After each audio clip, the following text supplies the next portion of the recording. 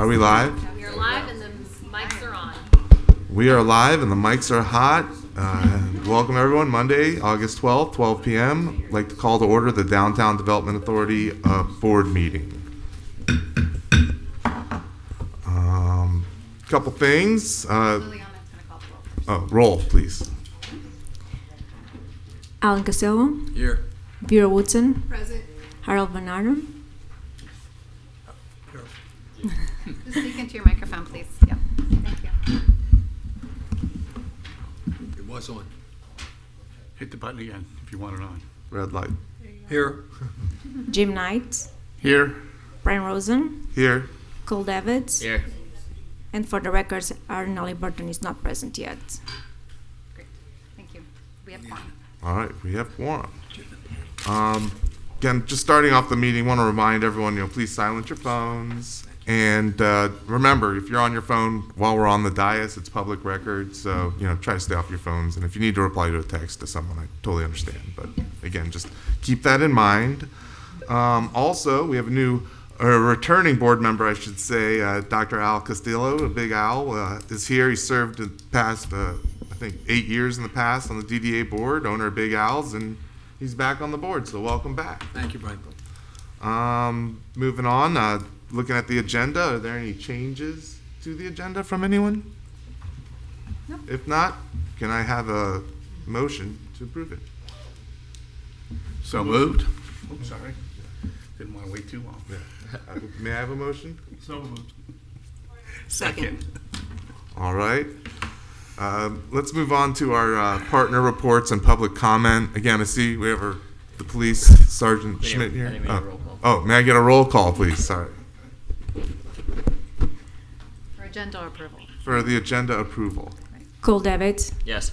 Brian Rosen. Yes. Jim Knight. Yes. Harold Van Arnhem. Yes. Vera Woodson. Yes. Alan Casello. Yes. All right. Moving on to our partner reports. Mr.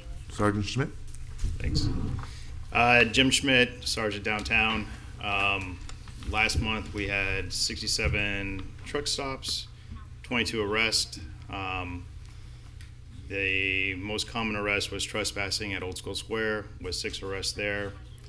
Crime trends, we're still getting some pickpocketing at the bars late night. We're working on some leads utilizing the LPRs that track a group down to Miami, so we're still actively looking at that. And we're still doing our proactive initiatives on the beach at late night in reference to the out-of-town incident we had about a month ago. We're still proactively addressing that prior to anybody setting up in reference to out-of-town juveniles partying on the beach and all kinds of issues spawning from that, so that won't be happening. About 2 Saturdays ago, we had a shots fired incident in the 100 block of Southeast 2nd Avenue. We're working on some leads on that, trying to get some videos and that such. The videos that all the business owners have downtown help us out tremendously in following up with incidents like this. Oftentimes we don't get a lot of cooperation with the patrons and the witnesses. This occurred about 1:30 in the morning, so it was right as the bars were closing down, and you just got the congregation of younger adults, which prone to be an issue. So we're still continuing to work on that. Obviously, we're growing, so it's a little bit spread out, and we're trying to address it as best we can, making sure that we have officers there. But the detail officers also help out a lot in regards to that as well. So with that, are there any questions? Hello. Hello. It's Vera about town. Absolutely. There have been a few complaints now that we have the free parking on A1A in the mornings. Okay. Regarding the excessive amount of dogs that have been down there. I know that you all, are trying to be everywhere because I have some other issues that I'd rather you worry about than the people who can't seem to curb their dog and let them waste on the sidewalk. I mean, there's plants and grass, but they decide to let them go on the sidewalk. And then there is a constituency of people who have started to gather their dogs in the morning on the beach. And so people have been complaining about that. And I know that we have signs up, but, you know, everyone believes that their privilege starts before 9. So if we could do just a early patrol down there. Sure. That has also caused a lot more parking down there, especially closer to Anchor Park. There's a lot more parking on the street than normal because I'm an early walker on the, I call it the Chubby Trail on A1A, you know, where all the chubsters have to walk to pay their penance. So that's one. The other thing was we've had some youthful visitors to our city on the northwest end that don't particularly look as if they would reside there. And I brought this to the attention of the city manager, and that following Friday, you all did a great job of having police officers out on that corner across the street from the hotel, where I saw activity that was somewhat suspicious. And so I want to thank you all for your quick response to that request and inquiry. I'm not 100% certain what the outcome was, but I just know that there were issues over there that needed to be addressed. And so by having the police support there as soon as possible, I think it curtailed some of those issues. This weekend there was a lot of activity also at a bus stop. I was up and down Atlantic and not certain that those folks were there to catch the bus, more so maybe just looking for a place for a shaded area. I don't know, but you know, it's open to the sun, so I don't know, but they had taken up residence there over the weekend. Also, I was working with Commissioner Margaret on a homeless issue, and truly appreciate your effort. And Ariana, who is in charge of the task force, has been working to help us to identify some resources for the family that we are focused on. It's still not completed. Hopefully it will be within the next week. Because this is something that I brought to the attention of this board over 3 months ago, and then it came to fruition and unfolded in front of us. But Tom, I want to thank you back there for helping and swooping in with resources and being a partner to help me solve that problem and get a better night's sleep about that family. And I'm concerned that there may be more out there, and we've just scratched the surface. So we will get to that, but I wanted to thank your organization for providing a listening ear to solve some of those problems that I've been bringing to the attention of the city manager as well as some of the folks on the police team. So thank you. Thank you very much. Thank you. Just had a quick question about the hours on the beach, so forth. At nighttime, or what are the hours? I'm sorry, I don't know. Yeah, it's from 1 o'clock to 1 o'clock. I mean, 9 o'clock to 1 o'clock, sorry. So the idea is there to intervene prior to anything being set up. So I think that's been successful, and we haven't had any issues. So the beach closes at 9 o'clock or 1 o'clock? No, it closes at dusk. It's dusk, like any that's what other I- park that's what I was in trying the to figure city. out.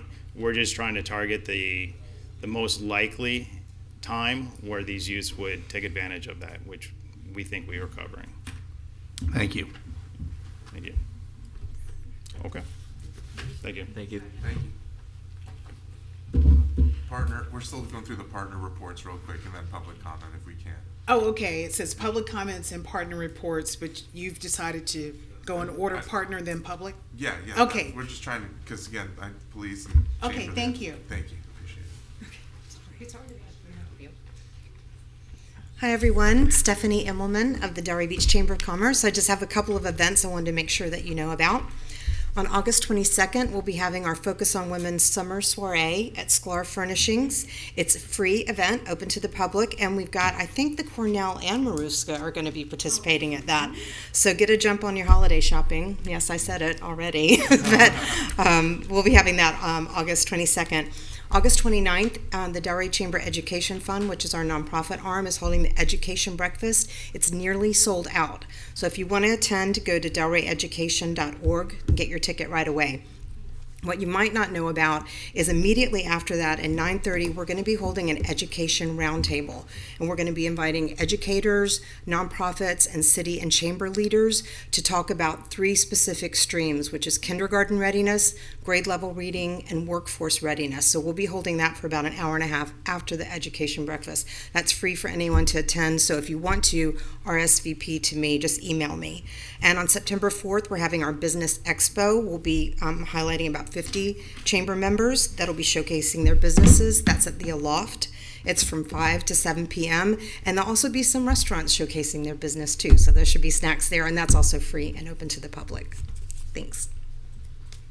Love to work with you on the Business Expo. If there's some DDA, businesses, it'd be great to work on it. Yes, we've got like 3 spaces. Hello. Hello. Hi. Oh, get closer to the mic. Hi, my name is Daphne. I am the board chair for Sister Cities of Delray Beach, and I just want to say thank you for having us here today.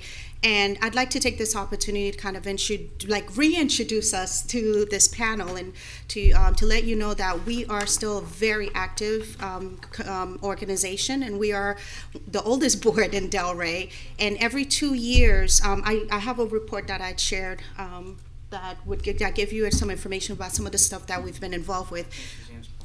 Yeah, and we have, there it is. Thank you very much. We have 4 sister cities relation. The first one that was established was with Miyazu, and that is we have a program that every 2 years that we send students to Japan, and it was kind of held off because of the pandemic, but now this year we had the privilege of sending the kids over, and we were so well received by Miyazu. And then another sister city is Pesaro, Italy, which Stephanie had she had the opportunity to visit there. And that relation, we're really looking to see how we can re-engage them.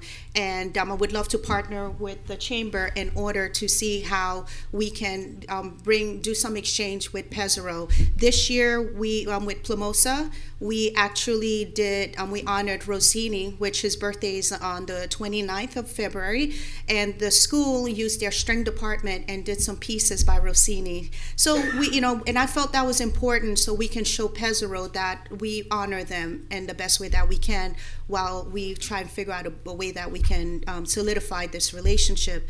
The other one is Haiti, which is Akin Haiti. And since Haiti is in the state that it is now, where we've identified some ways that we could possibly do stuff with aftercare, with after-school activities, and that is also a relationship that we're looking to figure out once things are back stabilized how we can work with them. And then we have Moshi and Tanzania. So if you look at it, we have like 4 beautifully spread relationships throughout, and I really feel that Delray is doing we're doing a great job as and doing our best as an organization to bring forth on the international mindedness of Delray Beach. And the hope would be that if we can have a sign that would say that the sister city relationships that we have. I had someone call me the other day and they were like, oh, I was driving through Pompano. When we got to Pompano, I saw Sister City and I thought of you. And I think we have such a uniquely, broadly spread relations that it would be very much favorable to us, to our visitors, to be able to see that we have those relationships. And we, and also in a way, our community members to know that the work that we're doing on our international connection and in the way that Delray is extending its arm, not just to the city, but the goodness that we're also doing and the respect that we have in those areas as well. So, Hello, everyone. I'm a board member of the, Max Engage, address 1705 Northwest 4th Ave. Board member of Sister Cities of Delray. This PowerPoint is a quick overview of the recent trip to Japan. We just want to show it to you and hope it was shared with you, but we don't want to go through the whole presentation of it. We just wanted to share this information with you and begin a working relationship with this board, because we really do need to revive these relationships that have been in the city for so long. I think older than the DDA, probably.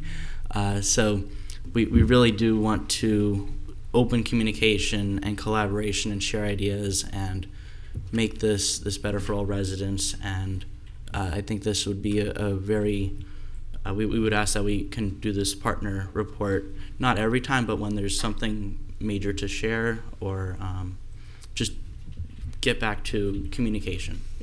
And also one other thing is that, my heels are leaving a mark on here, sorry. Another important factor is that we're getting ready to celebrate our 50-year anniversary relation as Sister City International, Delray Beach Sister City, and also our relationship with Miyazu, Japan. And they do plan to send over a delegation here. And I would love, like from now, we're already trying to figure out ways in which we could extend the red carpet to them the way they always do for us. So, would love some ideas and ways that we can showcase our city, because we have some time ahead to plan for this beautiful, momentous event, and also to invite some of our other sister cities to come over, because I believe for our 25-year anniversary, Moshi sent over a delegation. So it's a beautiful thing. It's a feel-good type of program, and I just wanted to use this opportunity to reintroduce you back to the work that's being done in the background. So thank you for your time. And also I have a gift here from the last trip. There's like a little flag. So thank you. In the spirit of the Japanese gift giving. Yes. Thank you for your time. Should I take questions or? No, thank you for coming. I had the opportunity to go and sit in one of your board meetings, and again, there's just a lot of history. I've heard of it. I'm familiar with it, but it just hadn't been kind of re-invoked, and I'm glad you guys are kind of taking the bull by the horns. And I think there's some awesome economic opportunities to highlight our downtown with these other cities, whether it's our Italian restaurants highlighting maybe someone, related or has a connection with the city near there where their food's based, or fashion, or other ideas. So I think it's a good way to do something. Signs are always sensitive, but again, we can always discuss it and figure something out. I think the fun sign would be like where it shows so many miles to each place, so you just see a sign and it's so many miles to Tanzania, so many miles to whatever, and that, like, not like a sign that just says our sister cities, but something more fun. That's just me in that Key West, South Florida feel. To show arm reach, right? Yeah, exactly. But anyone else have any comments? A couple of comments, Chair, if I can. First of all, back when I was in school many, many, many years ago, we had an exchange program where kids from Germany came and stayed with us and so forth. So not exactly the same, but it's something that I think is very good and important to do. I happened to be at one of the recent city commission meetings, and Max was speaking about something else, and I think it parlays a little bit into this with regards to signage, and that is the utility boxes, and like they're doing down in Pompano and so forth, and covering those. And as part of Clean and Safe and so forth, and the art that we're pushing and so forth down here, if there's a way to collaborate. I don't want to step on the commissioner's toes or anything else, but at the same time, there may be a good way to tie these together as well, and I'm very supportive of that. I mean, they've done a phenomenal job down in Pompano and so forth. Didn't mean to diverge there too much, but thank you for your presentation and what you're doing. And next year, we are expecting kids that are coming from Japan as part of the exchange, because one year we send, the next year they send. So next year, I think they're thinking about sending about like 8 or 9 kids that's going to be looking for homestays. Yeah, so it's a beautiful thing. It's about the kids, but it's for all ages. Yeah. So what we did want to do was we just wanted to introduce and revive this relationship, but we will explore some sign designs and begin that conversation with you, as well as multiple purposes in one project is a great idea as well. So we will also explore that at Public Art. But like what you said, the sign with the miles, that's on the homepage of the International Sister City Association website. So it's definitely a proven method. So thank you all for opening up conversation. I did have something that I'd like to comment. First of all, konnichiwa. I took Japanese in high school. You asked me how much? Skoshi. Okay. So I think that we can do something more immediate to satisfy what you're asking. And I don't know, Laura, if this is in the abilities of our team, but I think it's something very simple. To take the idea of the chairman's graphic along with the information that you've provided with the miles and all of that, and turn it into a banner and maybe hang that in the visitor center temporarily until we can then work on getting a more permanent sign that highlights our sister relation. I think it's something small, but I think it would provide reference as we see over 500 visitors every month go through there, to let them know that Delray Beach is a global city, although small, powerful, across the ocean. And I think that's something that maybe we can focus on. And if you want to work with the team to see if that's feasible, that probably would be the best next step. Thank you. course. That's a great idea. Just because you, I don't want to take too much time, but just because you mentioned that we were going to save it for next month, we do want to work on some sort of display in the visitor center to promote Murakami, as well as in City Hall and the library. But we have a lot of artifacts that were donated to the city, and they just need to be properly displayed. That's great. I appreciate it. Thank you. Now I'll use my last bit. Doko ni ikimasu ka? That means where are you going? That's all I know. Yeah, Mr. Yeah, we've had the yes. pleasure of working with Mr. Durant, who leads the teams that go to Japan every year. So, and Ms. Durant is right there. Thank so, you. yeah, thank you everyone for your time. Yes. Thank you. Thank you very much. Hi, my name is Lori J. Durant. I'm a resident in Delray Beach, 4165 Northwest 10th Street, Delray Beach. I was born and raised here. And she referenced me because my mother is a founder charter member of Delray Beach Sister Cities, and my brother is has also served on the board. But he travels every year. They go to Japan. He spends 2 years teaching them the Japanese language and culture. That comes from my brother. But my purpose for being here today is because I know that you will be electing officers. I'm not paid by anyone on the board, but I am exercising my freedom of speech. And I believe that now is a great opportunity to pass the torch with the chairmanship. And if you would please consider Vera Woodson, it would definitely be history in the making. In addition to that, she has shown sweat equity, volunteerism for the efforts of the DDA. She's previously served as an officer on the DDA board, has been extremely reliable and responsive to the citizens of Delray Beach. So I'm here to just ask for your consideration of nominating her as chair for the DDA. Now is the right time to pass that torch, and it would definitely be history in the making. So thank you very much. I appreciate your input, Lori, in terms of the positioning of the next chairman. I will let everyone know I have been asked whether or not I would be interested, and I am someone who believes that what God has for me is for me. So if this does come to fruition, it comes to fruition. But if it doesn't, I truly still appreciate your energy and effort to recognize my involvement with this city. So be that as it may, I don't want anyone to believe that I had any input in Lori's decision to get up here and to say that today. She was doing that under her own volition, but I do appreciate your comments. Thank you. All right. Any other public comment? Seeing none, let's move on to the consent agenda. Has everyone had the time to review the material? And would anyone like to make a motion? So move to approve the consent agenda. Second. May I get a roll call, please? Alan Costello, Agreed, yes. Vera Woodson, Yes. Harold Van Arnhem, Yes. Jim Knight, Yes. Brian Rosen, Yes. Cole Davids, Yes. Aaron Ollie Barton. All right. Moving on to item 6A, Development Services, the project, the Sunday Village Master Sign Program. And I believe Mike Cavelli will be presenting on this one. I didn't know we approved both. I was just voting to approve the July 10th. Oh, all right, well then, So I have changes that I want to make on the 19th. so then, I sent I'll have a to- note to Laura this morning. Oh, I sent a text this morning. yeah, that's why I asked if there were any Well, questions or comments Yeah, on the because I consent thought you were agenda. talking about Well, I usually just. Anyway, I do have changes.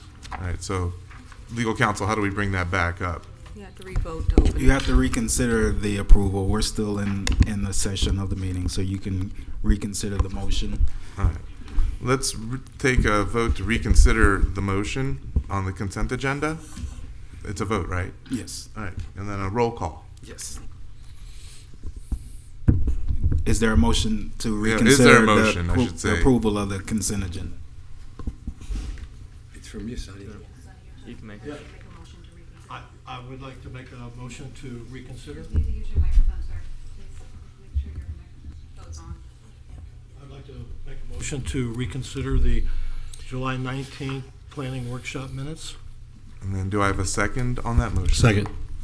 Okay, going back to the consent agenda, let's do it one by one. Oh, roll call, I apologize. Arden Burton, Yes. Cole Davids, Yes. Brian Rosen, Yes. Jim Knight, Yes. Harold Van Arnhem, Yes. Bill Woodson, Yes. Alan Costello. Yes. All right. This is just for item 4B. All right, well, that he's- should we, he- do we want to approve 4A first and then move down to 4B? Like do one Well, by one? his motion was for 4B. Just to clarify, can you clarify that was just your only motion? 4A and 4C you had no issue with? Is that correct? Yeah, for the July 19th Is that your, workshop. that's the only thing you want to discuss at the Yes. shop? Okay. Yes. Great. So this is to reconsider 4B, the July 19th, 2024 fiscal year 24-25 planning workshop minutes discussion. Okay, continues. Okay. So we stated as our number one board member priority as the number one priority was stated as promoting the West Atlantic area. I believe we discussed a Main Street program by expanding it to include West Atlantic as a part of the development. This is important to do now while we are considering the CRA development plans for Block 600, 700, and 800. So is there, What do you, now is a chance to add or delete I wanna from add- the, Yes, I want the to add, minutes. to include the expansion of the Pineapple Grove Main Street program to include an extension into the West Atlantic area and the DDA defined area. so as part of the minutes, that the minutes were the recording of the meeting, so do you want it to have that comment added in there, or something I want comment to that add was that to minute? our priority, our first priority. What it So states in- just for clarification, we have minutes that are records from the meeting. And later on in our agenda, we're going to be going through all the priorities in detail. So whereas we can really, that's where we're probably better discuss that. This is this is a record of the meeting. The minutes were. So if there's something that you wanted, you're saying that's missing from the minutes. Well, I believe that we discussed the Main Street program, and I don't believe it's in there. It's Okay. the last line of page 3 says create a Main Street program including east of the Intercoastal Right. Bridge to A1A and Swinton to 95. Is our number one priority? Well, I don't think it was our number No. one priority. Well, that's It what I'm was saying. a- That's what I believe we discussed, and I believe that should be listed as and expand the number one priority of the board members. I think it's a priority, it's just not number one, and that's where this conversation is just a little Yeah, clouded. this is- So I think what needs to happen, and you correct me if I'm wrong, Quentin, because you're the teacher in the room, that we need to confirm that this meeting actually happened. We're confirming that the notes that we received from the past meeting actually happened, and then your concern can be brought up during the time when we do discuss what that plan outline is, because then we can go in and modify it and then put it on the next agenda to have a vote to make And sure son, that you could always just not approve that agenda item and say that you have an issue with the way it's written, and that's fine. And then we'll talk about it later. So I Okay. think that's how you probably want to handle it. Okay. and, I don't agree and, with and what you said. just for clarification purposes. I think what's stated in there is we want to do increase the economic development in the West Atlantic area. That's what we do in total, and that happens to be our fourth or fifth item already. So this is undefined. It's just like a what? It's not undefined, but we'll get into that when we talk about it. Right now, this is just meeting minutes, which, if you wanted to add, hey, I had a sentence here I said or something, that's what we do. Okay. And if you don't want to approve them because you don't feel like they're exactly what you feel. Reflective of the meeting. Yeah, That's all they right. reflect. They outline general scope Right. of the meeting. It's not a verbatim discussion. Right. There wasn't actual numbers behind the priorities. It started out at numbers, and then we did move to bullet points. That's right. So there was no 1, 2, 3 order on that at the end of that discussion. Just it started that way, but then it came to bullet points. I am in anticipation of finding out how Sunny is applying Pineapple Grove and West Atlantic to converge. Like, Well- I want to hear that Yeah. later in our discussion so that we can That's better down. So understand. to get what back it to is the he meeting, wants. let's just go ahead and I think we've reconsidered the minutes. Let's go ahead and take the vote and kind of move it down and let Mike go, and then we'll have our discussion later. We'll have some time for that. So is that right, Quinn? We need another motion to approve item 4B on the consent agenda. So can I get a motion to approve 4B on the consent agenda? After? Motion to approve 4B on the Second. consent agenda. All right, and can I get a roll call, please? Ardenali Barton, Yes. Cole Davids, Yes. Brian Rosen, Yes. Jim Knight, Yes. Harold Van Arnhem, Yes. Vera Woodson, Yes. Alan Costello. Yes. All right.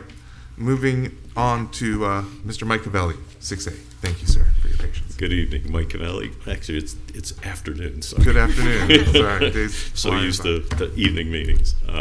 Mike Cavelli, 1209 South Swinton Avenue. More signage discussion. That's the theme of today's meeting. This is a master sign plan for Sunny Village. Let me find the clicker.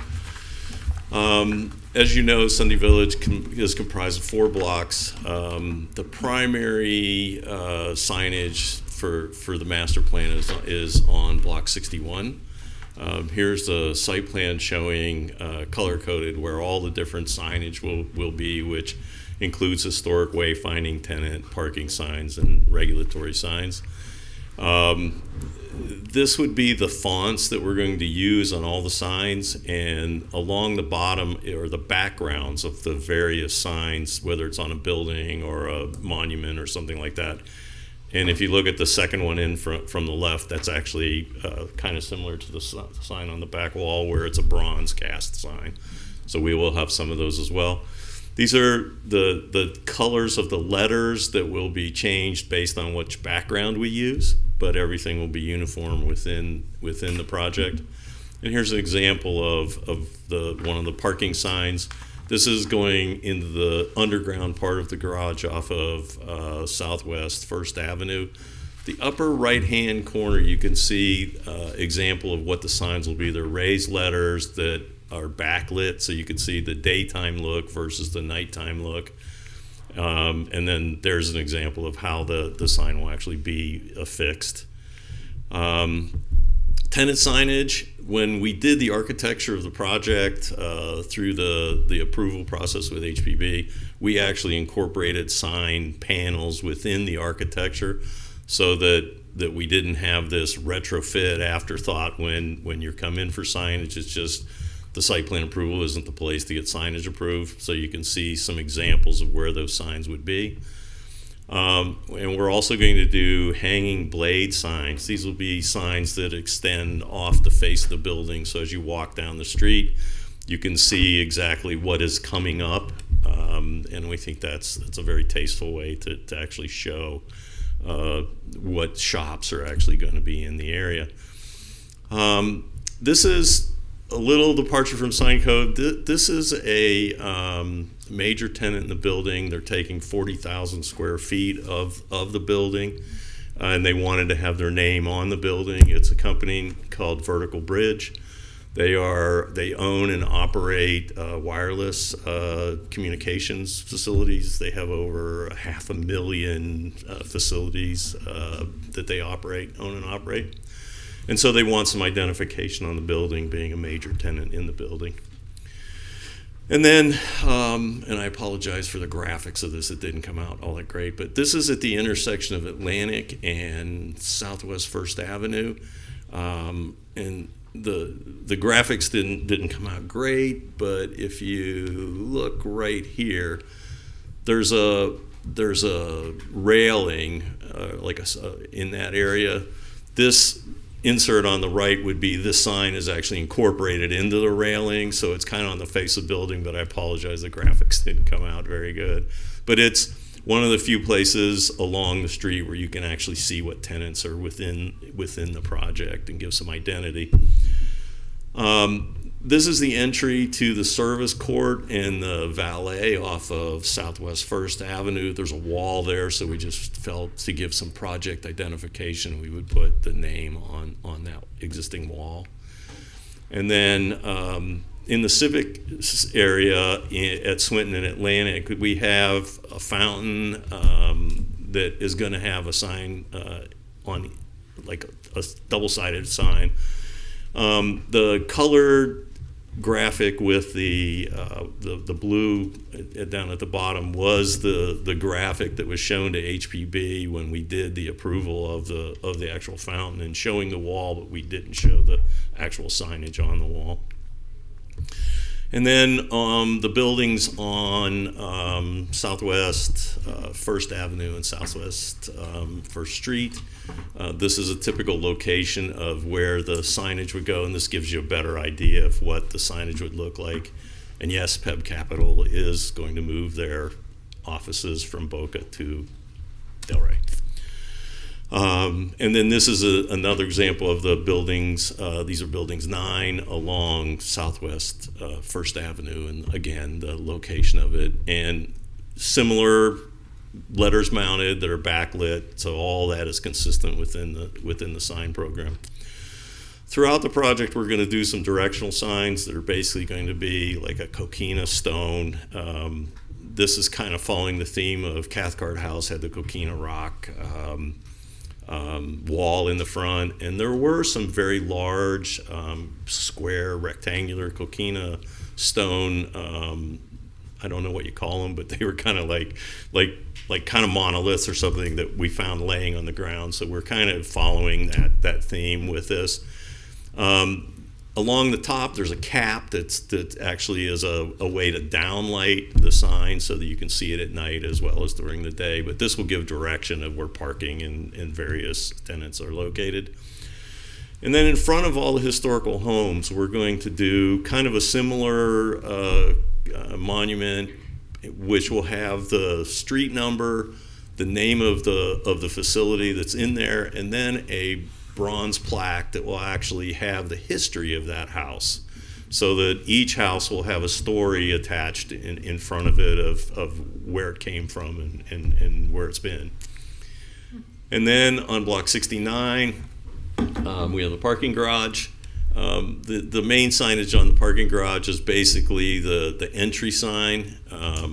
It's again will be the raised letters that are backlit, but with one departure of an electronic panel in the middle of the door or of the opening that will actually give information to drivers to say like it's closed or it's it's at capacity, so you don't have people going in and circulating around and then coming back out. This will stop a lot of that around the block traffic. They'll know immediately whether there's spaces available or not, or it's closed or open or whatever.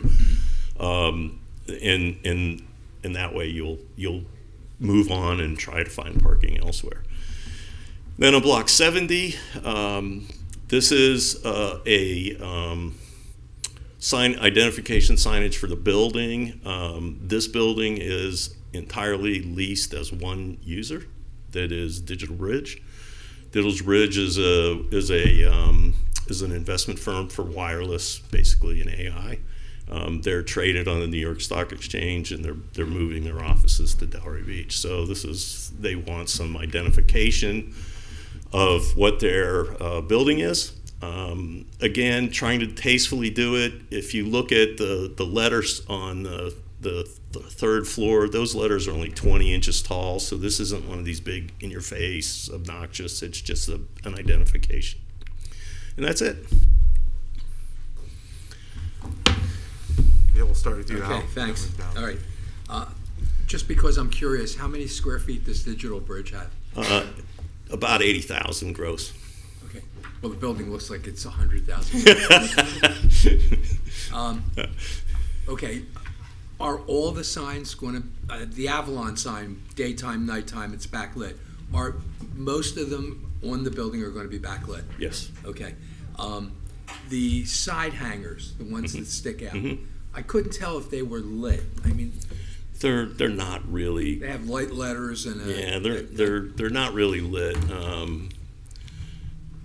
I don't think they're lit. No, they're not. They're not really lit. It's just an additional. Let me get to it. It's just an additional sign that helps. And I don't see. There will also be a plaque at the entry to the doors that will be a brass plaque as well, that will have the name of the business and the street. So you'll be able to see plenty of identification of it. But that was just to give an additional sign. I think it adds some character to the street too. I have one more question, but I must say, I've seen this before with larger developments, and they're never this good. They're certainly not the first time, and they're not as coherent, and they're not as organized, and they're not as aware of the city and surroundings. I just think it's incredible. But the question I do have is, I know the city has built a whole plan for wayfinding signage, and I don't know where it is right now, and it should have been done years ago, I suppose, and it's in the city somewhere. But there was conversation that the parking signs would somehow be homogeneous with the city signs and the signs on the parking facilities. Right. Has anyone talked about that? Is that still a plan?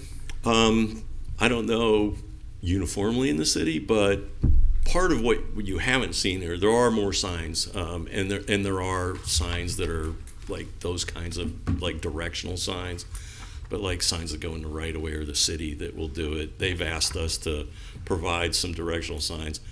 A lot of the smaller signs like that aren't really part of a master sign plan. They're just signs that get approved as a standard sign as long as you meet the sizes and the location and all of that. But we will be providing signage that shows which way to parking and all those kinds of things. As a businessman, I'm just thinking that I wouldn't want to see you have to change the signs for the parking, specifically because it was in the plan. And I just want to make sure that someone that's awake in the city knows that they have a plan and knows that there was a specific plan to make the parking signs on buildings similar to or equal to the same color, size, shape of the city. I just don't want to have it drop completely. If it can be done, I think it's a great idea. Otherwise, what you've done is perfect. Thank you. Yeah, going down the line. Yes, I had a question about the wall that you featured. I don't know if you can go back to that, Suzanne, for us so that we can Let's look see at the if wall. I'm going in the right direction. My concern is the depth of that wall, whether or not it is wide enough for someone to lay their body on it. I would like to avoid that if that is indeed the case. Where it's the front sign that says Sunday Village with the beautiful tree graphic on it, Suzanne? The one that is in the fountain, you mean? That one? It was up. Yeah, they're going to get awful wet if they want to get in there because that's water all around. Is it water with around? That's what I wanted to know. Yes. I saw there was greenery, but I was like, is there a moat around there to stop people from going and laying on there? Okay, that was a big concern of mine. They might bathe in the fountain. That could happen too. I just wanted to make sure. I didn't know how wide it was. I see how tall it is, but how wide? It's not very wide. Okay. Sonny, do you have any comments? Hi, Mike. Hi, how you doing? Who has access to the garage? Anybody. Anybody? Yeah. It's basically the parking for the entire facility, for the general public to come, for the tenants to come. Is it free parking? Most likely not, right? No. Okay. Yeah. So it's like competitive with the public garage next Right. door? Right. Okay. Yep. Thanks for bringing up the clarification about the electronic signage. I think it's important, and if there would be some consideration given to if there's 400 spaces and there's 50 open or something, so you know the number of spaces that are in there, and because sometimes it's hard to keep up with, oh, there's 1 open, 5 open, 10, and just to say closed doesn't really do. Yeah, I'm not sure how detailed that's going to get, because then you're getting into like this whole other software monitoring thing. There's on-site management of the project. There's security. There will be people, as a matter of fact, in the bottom of that parking garage. There's space for. If there'd be some consideration given, because you go to Naples and you drive down the street, and I came back here 15 years ago saying, they're doing it right over here, And you drive by and see it says 30 spaces open, whatever it is. So, I'm guessing it's probably going to evolve. I mean, it's a start. By the way, signage does look great. Thank you. Thank you. So Sign- we'll get there. Yeah, we'll try to keep it on signage too, because we're talking about signage. So, anyone else? Any other comments on this? No, I think it all looks great. I think it Done a looks great. job. You guys put a ton of thought into this, and I know it's in the historic area, so you have to jump through a ton of hoops on that. And I think it looks very classy, and a lot of thought's been put into it. So, with that being said, I had one thing, Brian. Yeah. That's what I was trying to No, go say. ahead. Yeah. So it's going to Member Knight's point. Is there going to be vehicle detection software or technology? So At this point, that's why I'm saying, like, this is a start, but at least we're getting there. That's another whole level, and I guess what we're going to do is see how it works out. Okay. But at least we felt like some electronic signage that would give you some indication of at least that we're at capacity or something like that would be, or say that it's closed or something like that. But it's a start. It'd be great in the future if it ties into the city parking app that shows all the available spaces and when they're coming up. That's long Which term. I do know that Sunday Village is working on a parking agreement with the city currently, so that is in the works right now. I've seen some of that. Seen some of that action. Mm-hmm. Great. So I'd like to go ahead and see if someone would like to make a motion that pursuant to Land Development Regulations, Article 8.2 of the Downtown Development Authority, DDA, for the City of Delray Beach, that we recommend as follows. And I'll do this in 2 separate asks. The first ask would be that the proposed request implements the Downtown Development Plans, Downtown Master Plan, Pineapple Grove Master Plan, West Atlantic Master Plan, and the shoppability analysis. And I assume you're just reading that, you're not the maker of the motion, you're just reading the motion. Yes. So I will put forth that motion. Thank you. And I will second that. Thank you for properly putting that. May I get a roll call? Alan Costello, Yes. Vera Woodson, Yes. Harold Van Arnhem, Yes. Jim Knight, Yes. Brian Rosen, Yes. Cole Devitt, Yes. Aaron Halliburton. Yes. You want to make the next No, motion? continue on. No, I mean, if Thank you you. make a motion, guys, we got one more to make. You guys can, if someone would like to make the motion. I have the cheat sheet in front of me Here it is. here. That's Okay, what- thank you. That's why yeah. I was just saying, great. Second, that the proposed request encourages economic development. Actually, do we need the whole pursuant to the quince in the front? Okay. That the proposed request encourages economic development, promotes the downtown as a prosperous downtown area. Second. And a roll call, please. Aaron Halliburton, Yes. Cole Devitt, Yes. Brian Rosen, Yes. Jim Knight, Yes. Harold Van Arnhem, Yes. Vera Woodson, Yes. Alan Costello. Yes. Thank you very much. Thank you. One thing, thank you for the kind words, but also remember staff has a lot of time in this as well. Yeah, well, when I saw the initial picture, I was just like, these are our signs. Yeah, so Mine was blown. it's a very good cooperative effort to prepare this plan. So thank you very much. That's Thank good you. to hear. Congratulations and good luck.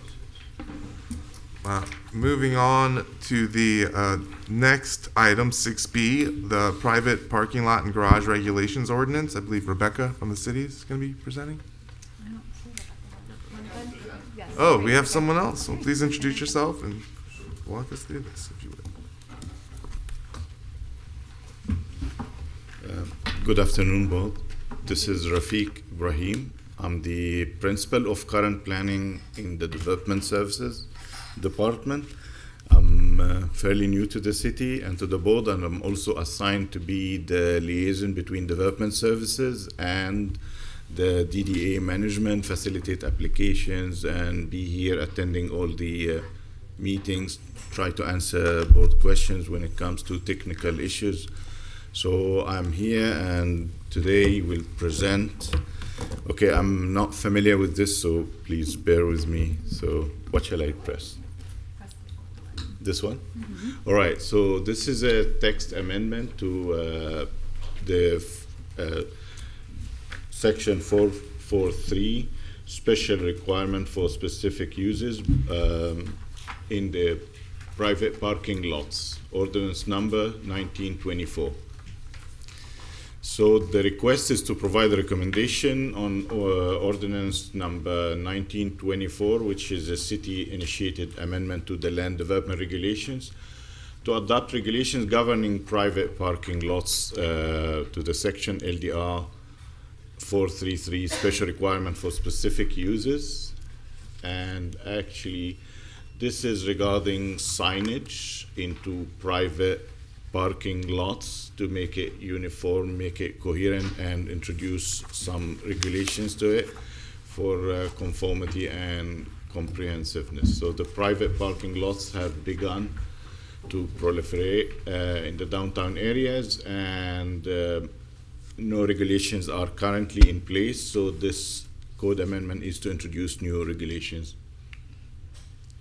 And here it is, the proposed parking signage, which is also requiring more information regarding how it, the height, the size of it, the logo of the city being used on it, and hours of operation, showing parking rates, being transparent, charging, okay, there you go, charging for violations and who is charging, and whomever is violated, the mechanism to appeal the violation.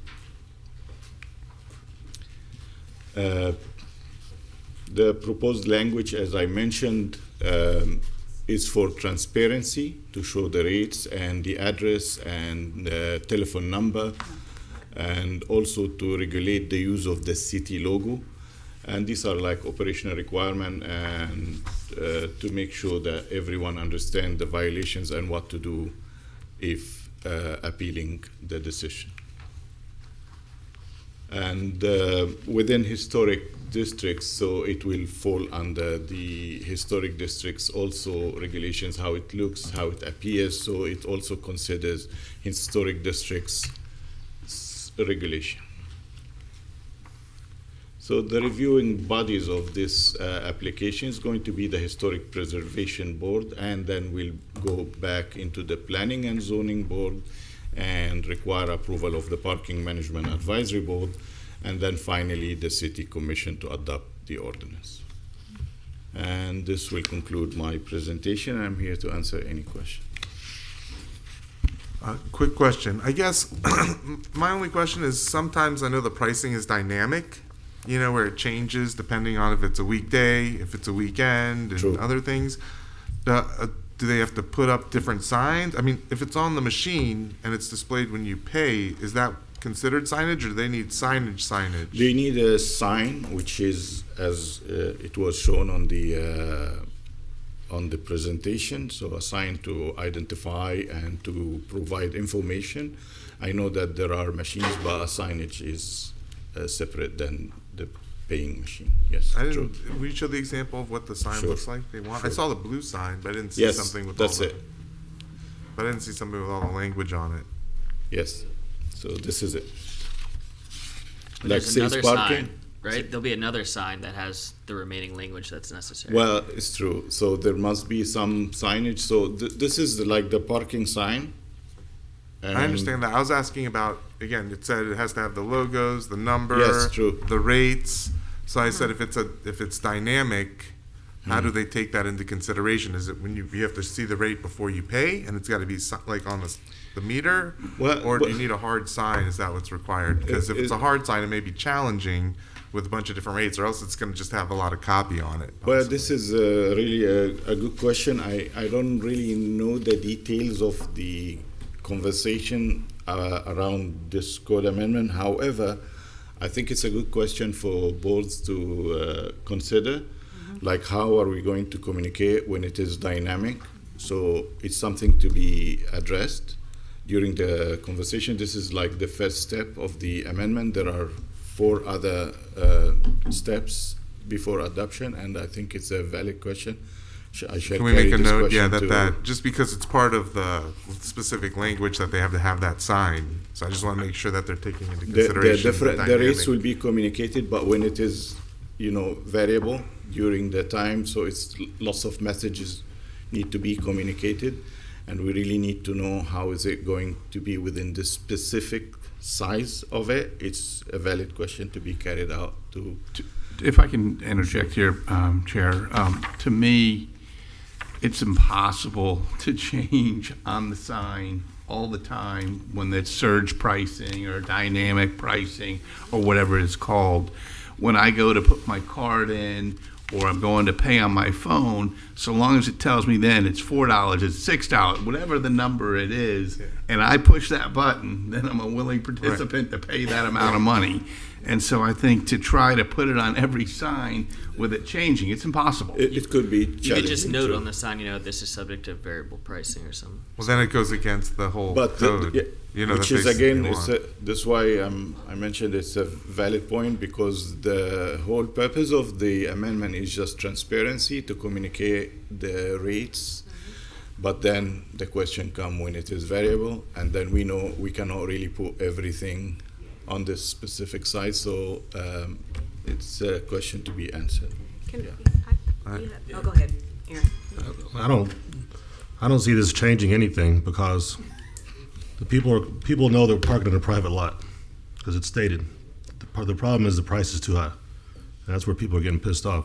So I don't know how making this sign, and they still don't know what their price is going to be on a sign, how it's going to change anything. If that makes sense. Yeah, later on in the code, it says that it's going to have the price on the sign. That's why I'm asking. But that sign doesn't show not only the price, but also telephone number. Yeah, telephone number. Yes, contact and then address. violations like what to do, what are the rates of violations, and then even if appeal, like what do you really need to, who to contact. That's going to be a big sign. Yeah, I mean, They're big now. It's a good question about how all of this can fit really in here. Sorry. The other question I had, I forgot one, I apologize. As of July 1st, I believe the new state legislation says that if you're only 15 minutes on a spot in a parking lot, they can't charge you for that. Does that apply to I believe that applies to the private sector as well. Can we make sure we confirm that's the case, so forth? Because there's a grace period just passed as of July 1, 24, as part of the new state legislation, and I want to make sure that that the companies know that's the case as well. Yeah, as a DDA, we should share that. That's news to me. Yeah, I like to hear that. It makes Yeah. a lot of sense. It does. And, again, we can help share that message through our awesome parking messaging we've been doing lately. It does. Well, Private, public, everything. If you're charging. So the city has a 20-minute, so it's 15. I don't know if it's 15 or 20. There's some amount. Well, the city has a 20 on the public, on their spaces now, on the city public parking lots where they're metered. Lots. Where they're metered. Any meters, there's a 20-minute, but you have to register for that on the meter. Right. But I do have heard about the 15-minute by the state. Basically, I think they were trying to stop if you drive through. People were just driving through Correct. a lot and out the other side and getting a ticket. Yeah. Correct. I had a question. So Sure. the goal with this would just be one sign at the entrance of the lot, and then no other signs on the property? Well, yes, the goal is to communicate more information, and not only communicate information, but make it consistent throughout all the city, and I guess- add the necessary information as Yeah, so required. my comment is, like, if you look at the old Sun Trust lot, there's 10 signs on the property in front More of all than the that. parking spots, and it looks Yeah. terrible. Where like this, we could just have one at the beginning, and then that's the end of it. Well, Yeah. the goal is also to regulate how many, like we cannot have endless numbers of signs wherever, so this should be at the entrance of the. And then these will be placed on the private property as opposed to the private right of way, property, because I've yeah. seen some of these private parking signs in the right of way. It's on their private property. Okay. Yes. Cool. Not in the right of way. Can I ask what we're going to be faced with, because I have a few concerns about this, and I just want to make sure that if it's not aligned with what we're going to be actually asked to consent on, I want to make sure that I don't waste everyone's time. Sure. What is it that we're looking exactly for in terms of this signage? Approving this item or Yes. what the city is Yes, what requesting with they're- their yes. ordinance? That the proposed Right. request implements the downtown development plans, Right. downtown master plan. The proposed request encourages economic development and promotes downtown as prosperous And downtown the area. reason why I'm asking that is we're asking a lot of questions around other areas, and I just want to make sure that we pinpoint what it is that you're requiring of us. Because I have a whole lot of notes about free markets and people and all economic, all of that. But I want to make sure Sure. that we're just voting that there's going to be signs that will be transparent, and there's an accountability piece that's tied to the sign so that people know how they move forward. Absolutely, this is true. Aesthetically, like how it looks like, and there will be signs. And now I'm just trying to understand how the sign looks, which is directly Yeah. related to this. Well, there is a That's what I'm saying. Aaron is saying it's not going to, so that's why I'm saying, is this what we're looking for? Because based on what we're being shown, it's not going to be there. Thank you. So that's what I'm asking. Although it's not shown, it is stated that besides this parking sign, there's also to be another sign that states the price and conditions. The thing is, transparency is transparency. So if they change the price on a Saturday night because there's an affair or something, it's got to be transparent, so it's got to be on there. You can't say, well, today it was a different price. I can't change the price of my products in my restaurant, or, on the day without putting it on the sign. So the sign's got to state the actual, and the way this reads, it does. It doesn't give, there's no option here for changing the price. So basically what it's saying is the price that day is the price, or at that time of day, whatever they want to do, that sign has to reflect the actual price and actual conditions at the very moment that I drive my car into that lot. And it should state, which it doesn't state, that there is a 20-minute grace period yes. prior, or 15, whatever we're going with. And how to access that, because Wait, it's not whatever. just pull in and just stay there. You have to register that your car is there for what time it starts, so that everyone doesn't say, oh, when I'm getting a ticket, I was just here 20 minutes and they've been there an hour. The problems and the complaints right now are all based on misleading or not transparent signage. They need to be accurate, and they have to express all the items. I don't know how big that sign's going to be, but all the items necessary to be. And then my question was, really getting back to my point, was if they have a monitor, that you plug in, does that count as signage where you're checking in that shows the pricing? Really, that was my question to the city, because they didn't show what Well, the sign looks like with all the information. And again, it's like to not think about dynamic pricing with things like parking and other things, and just thinking like you're so behind the ball, So again, you want to be able to make it really cheap sometimes too, and you don't want to have a guy walking there every couple hours putting up different signs that have the same thing, or like magnets over the numbers. Like, we just want to make sure that if the machine displays that information, that qualifies as a sign, I guess. Well, the machine is not the sign, but you may like. There are other ways, like could be like electronic, but this is another whole. So every parking lot needs an another whole electronic thing that sign we with different talk rates. about, That's a like bad So- way to go. If That's I'm, not- yeah. if I may, just based on, I spent time Saturday walking around to a lot of different lots, taking pictures of different signs that are there. To Cole's point, that the Truist parking lot, that's the bank parking lot, there's at least 50 signs. Almost every parking space has a sign. Some are in cones, some are on sign poles, they're all different. They are using QR codes currently in that lot, which probably you scan here to see the rate.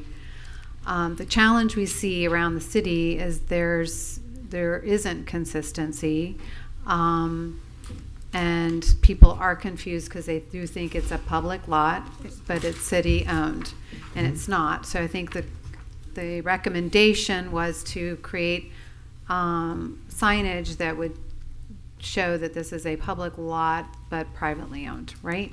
So I don't know how the signage in here, that it's a blue sign, it'll look like the city signs. I think we just need to make sure that there's some differentiation, of that it's clearly defined as a private. It was discussed in the parking lot. past, I know, doing like private lots orange, city lots blue. And then orange lots, and then we can say if it has an orange sign, it's a private lot. And I just think we're voting on the signage, and there's these requirements that all these businesses and real estate owners are gonna have to accomplish, and I don't know how they're gonna accomplish it when I ask, and if you can't say how they're gonna accomplish putting all this stuff on the sign, it's hard to vote to push it forward, because it's like, we wanna see all this, but if the rate needs to be on a hard sign, and that's what this is saying, and I didn't see an example of it, like, that's gonna be really difficult for a lot of folks. Thank you, Brian. That kind of goes into my point, and coming back a little bit to what Vera was saying. The board is advisory to the city on this, so your opinions and your discussion should help the staff craft a better ordinance. That's the purpose of what you're doing. So your questions, comments, I think should be well taken by the staff member, and he should go back and address those with his colleagues to make a better ordinance. So when it goes through the other boards, because it's like 3 other boards, I think he said it has to go through, it should look different when it gets to the city council or commission than it does right now, based on your comments and maybe comments from the other boards. So I think your discussion should be well taken by him and used to make a better code. Should we make a motion with the suggestions? Of course. Yes, it's true. And as the attorney just mentioned, it's 4 other boards, and your recommendations, advice, will be taken into consideration. If you make a motion to deny as is, then do they come back to us or no? I had to look at the city code, but I would doubt it. It would just be provided to the commission that the Downtown Development Authority Board voted to recommend denial of the ordinance.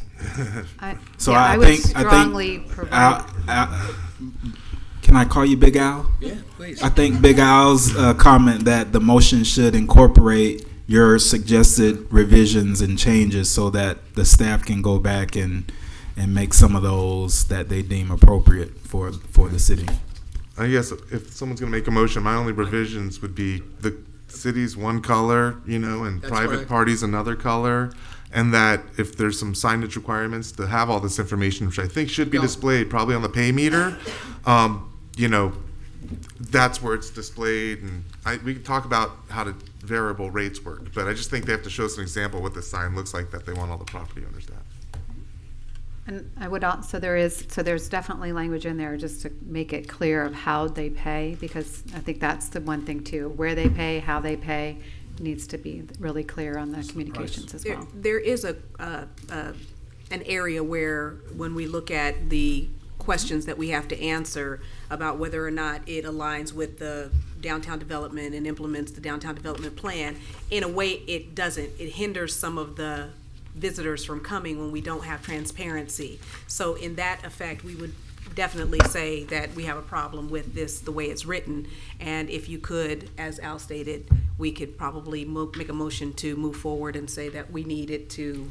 I think I have a way to do this. Very good. Yeah, Thank the you. recommendation would be for approval with the following additions or suggested revisions. Okay, and I would make sure that we all get to add additions. I'll take a list if you want to go through, and then I'll give it to someone Yeah, we'll to just read. literally go down the road. All right, I make a motion to approve based on this actual language? Okay, yeah, I know, this isn't, is this mine? This is the other one. No, that's yours. You marked Oh, on it. okay. Okay, so pursuant to land development regulations, Article 8.2, the downtown development, this is Sunday Village. But it's the same thing. No, No, it shouldn't. Yeah, it shouldn't. Yeah. it's the same. It's the Pursuant same to two land- things, the same 2 items. Well, okay, and it's also this, all right, wow.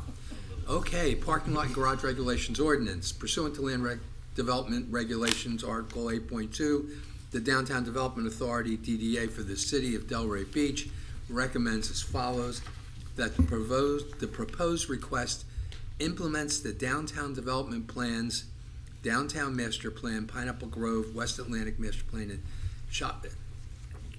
It doesn't, or it does with the following suggestions? Yes. The word is suggestions, okay. So one is always be transparent with the pricing, even if there's variable pricing based on conditions. Secondly, that the city-owned lots have a different color signage than the private-owned lots. Third, that any special conditions regarding that lot, be it temporary 20-minute forgiveness of rates, be listed on the sign. And now, do you have anything to add? Yes, I did. I'd like for it to be very clear for accountability where disputes can be handled for those residents and visitors, for swift, pick a word, for swift clarification, resolutions. Thank you. For appeal. Justice. Yeah. Yeah. Sonny? Sonny? Yes. Do you have anything to add to it? No. Okay. I just want to make it clear that whether you're on the app or on the meter, paying at the meter, that at that point in time, it tells you whatever the rate is. That's all. That's what I'm concerned Yeah, about that's personally. his requirement on rates. And then, Transparent. yeah, and then just show an example of the signage as well for the, what they want to see with all the information that they request, to be on signs. Just show us an example of what that signage looks like too as an exhibit. My only comment was to remove the 15 signs on one lot, so you just have one singular sign, one pole, so it just improves the look of everything. Aaron? That's gonna be one big sign. That's all I gotta say. Because it comes down to the price. People, it's convenient parking, so they go there first, and they see the price, they get mad, and they say, I didn't know it was private, when they knew it was private, but it was convenient. That's gonna be the problem. You're not gonna get out of this. All right, so can I get a second of that motion? Second. A roll call, please. Alan Costello, Yes. Vera Woodson, Yes. Harold Van Arnhem, Yes. Jim Knight, Yes. Brian Rosen, Yes. Cole Davids, Yes. Aaron Burton. Yes. Now, when you do the second part, you can just say with the inclusion of the previously stated recommendations, so you don't have to reiterate those. Is that me again? Yes, it is. Okay. So in regards to number 2, the proposed request encourages economic development and promotes the downtown as a prosperous downtown area if incorporating the suggestions in the previous motion.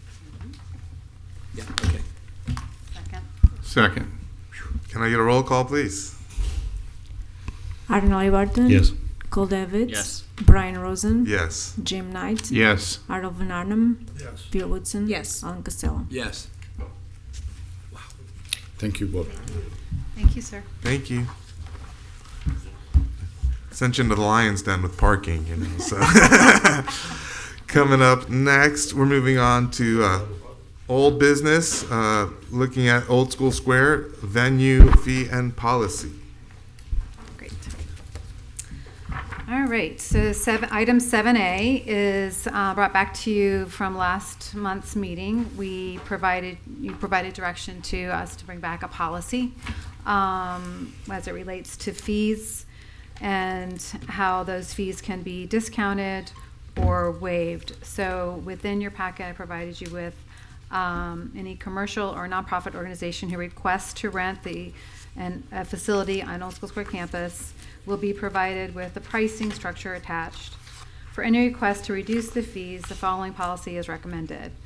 The DDA and Old School Square staff can discount the venue fees, rental fees up to 50% off. A discount above that will need to be reviewed by the DDA Board of Directors to determine what their request is.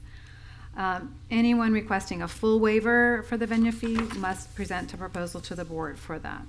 So any request at 50% or lower would be negotiable by the staff, and presenters are to provide in writing to the board of directors and be presented at a board meeting.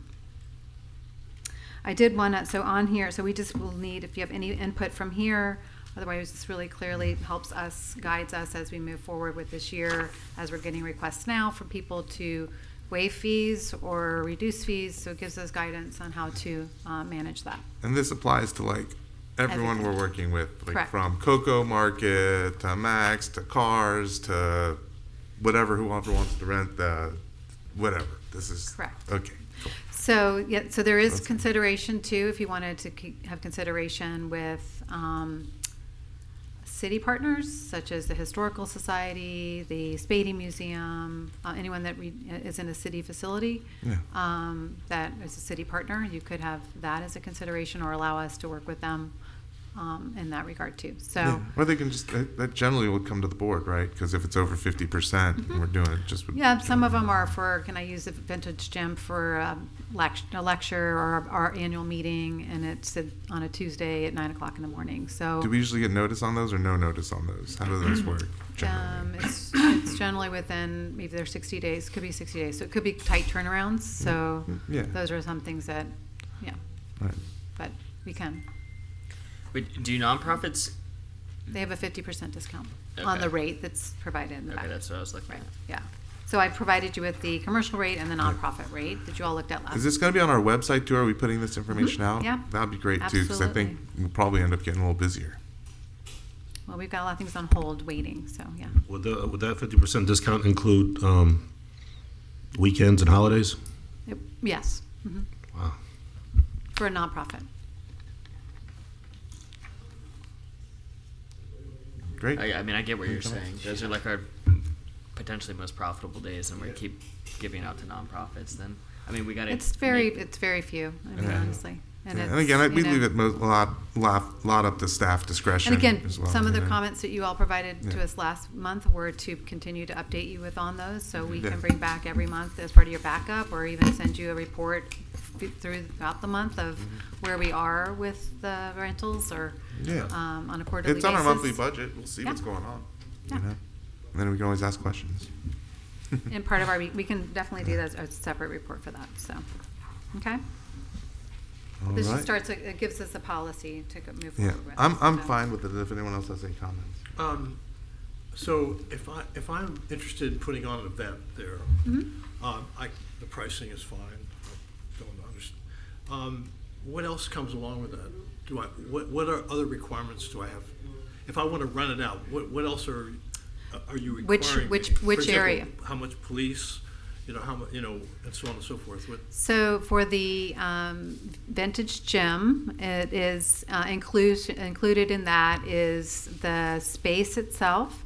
It's equipped with round tables and chairs, and really that's it. It's a shell. There's really nothing else there. So the requirement would be for any catering, we cover cleaning and management and oversight. Everything else has to be additional. For the amphitheater outside, it is the space itself and oversight there. It does require a special event permit through the city and has to go through that approval process. And the services would be proposed, but based on the event itself, the city provides direction and a recommendation of what those services are, whether it's around the police department services, fire department services, Parks and Recreation, which Goes is through generally CTAC, basically. Generally, it has to go through CTAC. yes, Yeah. special event permit. And that's all in the permit. Yeah, That's all in the process. permit. Yeah. So, we don't and then handle once that. that is approved, so that step in the process, first we check the date, then it goes to, they have to fill out and submit a special event permit.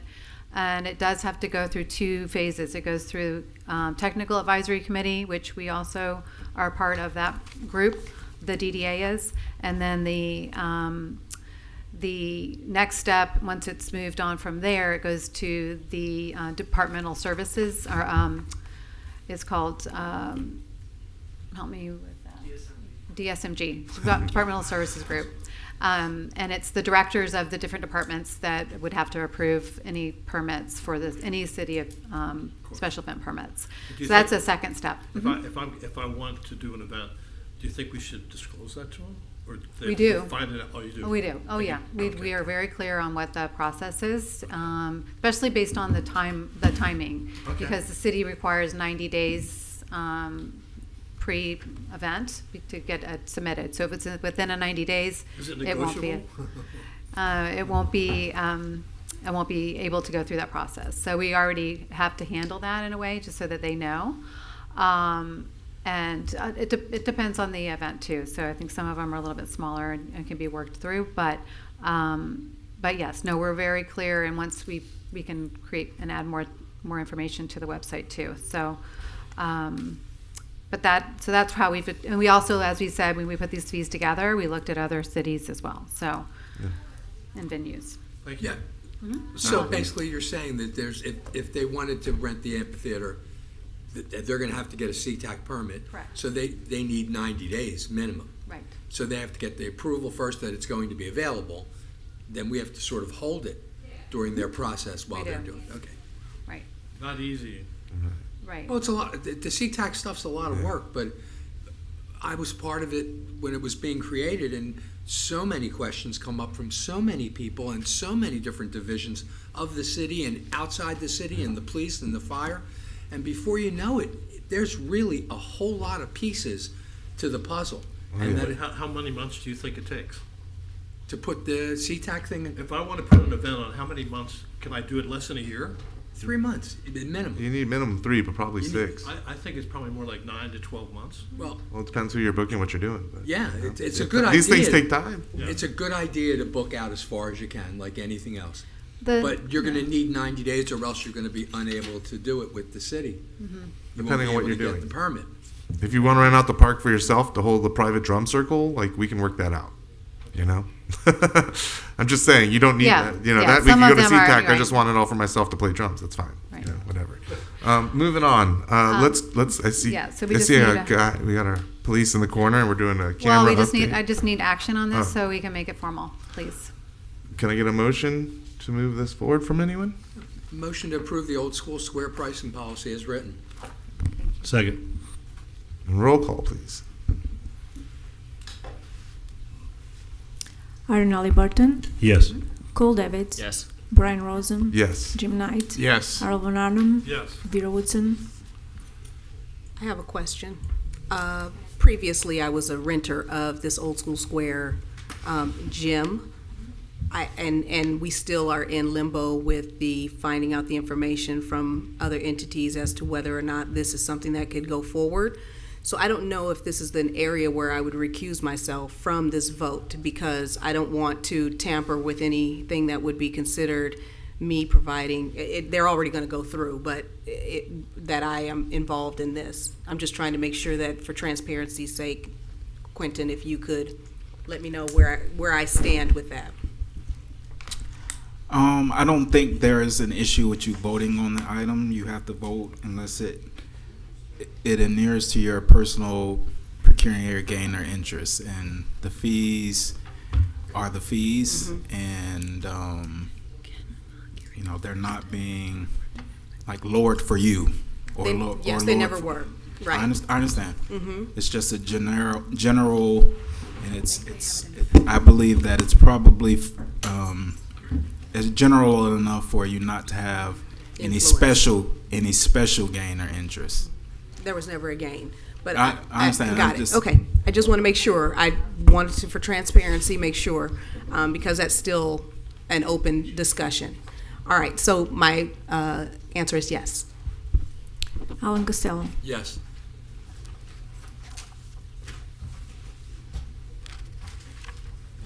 Roll call. We got it? You got it all? Okay. Moving on to the cameras. Little camera update. Good afternoon. I think we're all excited about this these days, especially. Yes. Gary Ferrari, Lieutenant, Delray Beach Police Department. Thank you for having me. One, I want to thank the DDA for the investment that they made into the camera project several months ago, along with the CRA in the city. I do have an update, actually, this morning. So just kind of bring everyone up to speed, because I see some different faces. Welcome. The police department about a year ago has been building a real-time crime center, which is a centralized location within the police department where we can monitor all different types of activity from license plate recognition cameras, stolen vehicles, missing and endangered people, vehicles that we flag of interest coming in and out of certain parts of the city. We're in the process of putting CCTV cameras in different parts of the city, highly populated areas that draw lots of crowds for security purposes, to assist with investigations and whatnot. Nothing's being monitored 24/7. However, we're able to go back historically if needed. The prior board members have had the opportunity to come visit one-on-one to the police department and see the real-time crime center. So I welcome the new board members to come and visit as well. I'll give you guys my contact information. So the DDA made an investment of $30,000 to help bring these cameras into the DDA district, along with the CRA, who made an investment of $300,000 along with the city. This morning we had a meeting with our vendor, Public Works, the building department, planning and zoning, and various other entities within the city, along with our contractor, as a pre-application meeting, because the project, what it's going to entail is boring from City Hall down Southwest 1st Street to Northeast 1st Street, into the Crest Theater, into the old school parking garage, across the Great Lawn, down East Atlantic Avenue, Swinton, and East Atlantic Avenue down to the train tracks. We'll be putting 6 CCTV cameras along East Atlantic Avenue in strategically placed locations, 4 cameras around the exterior of the Old School Square parking garage, and 1 at the top of the garage, which will give us a general overview of the Great Lawn during special events, and a little bit of an overview onto the top of the parking garage to kind of monitor what's happening there. In addition, we're adding cameras to the exterior portion of the amphitheater for obvious reasons, for general overview, oversight when we have special events. And there will be a camera at Northwest 1st Street and Swinton Avenue, being that we're passing that location anyways. The way we're designing the system, it's going to be all on a fiber network, bringing us back to the city, so it's secured. It limits the chances of interruption rather than doing cellular based. We're bringing our own electricity, so we don't need to touch or tamper with any of the meters. Any of the timers or photo cells on the existing light poles downtown. So a lot of work and effort's been put in to make sure that the camera is the best system for downtown. It's also built for expansion. We're leaving 36 strands of fiber, which means 18 additional cameras in the future if we decide to go further east or further west with this particular project. So it's being built with expansion in mind, so we don't have to redo the same route with the boring in the future. We're at the point right now where we're in the permit stage with the city. Again, like I said, we had a great meeting this morning, kind of getting all the entities on one page. I'm learning, from my perspective, I've never dealt with the building or planning and zoning or anything of this magnitude, so it's been quite the learning experience. But things seem to be going in the right direction at this point in time. We did make one modification to the original plan. The original plan, we were creating 2 network hubs, one inside the Crest Theater and one inside the Old School Square parking garage.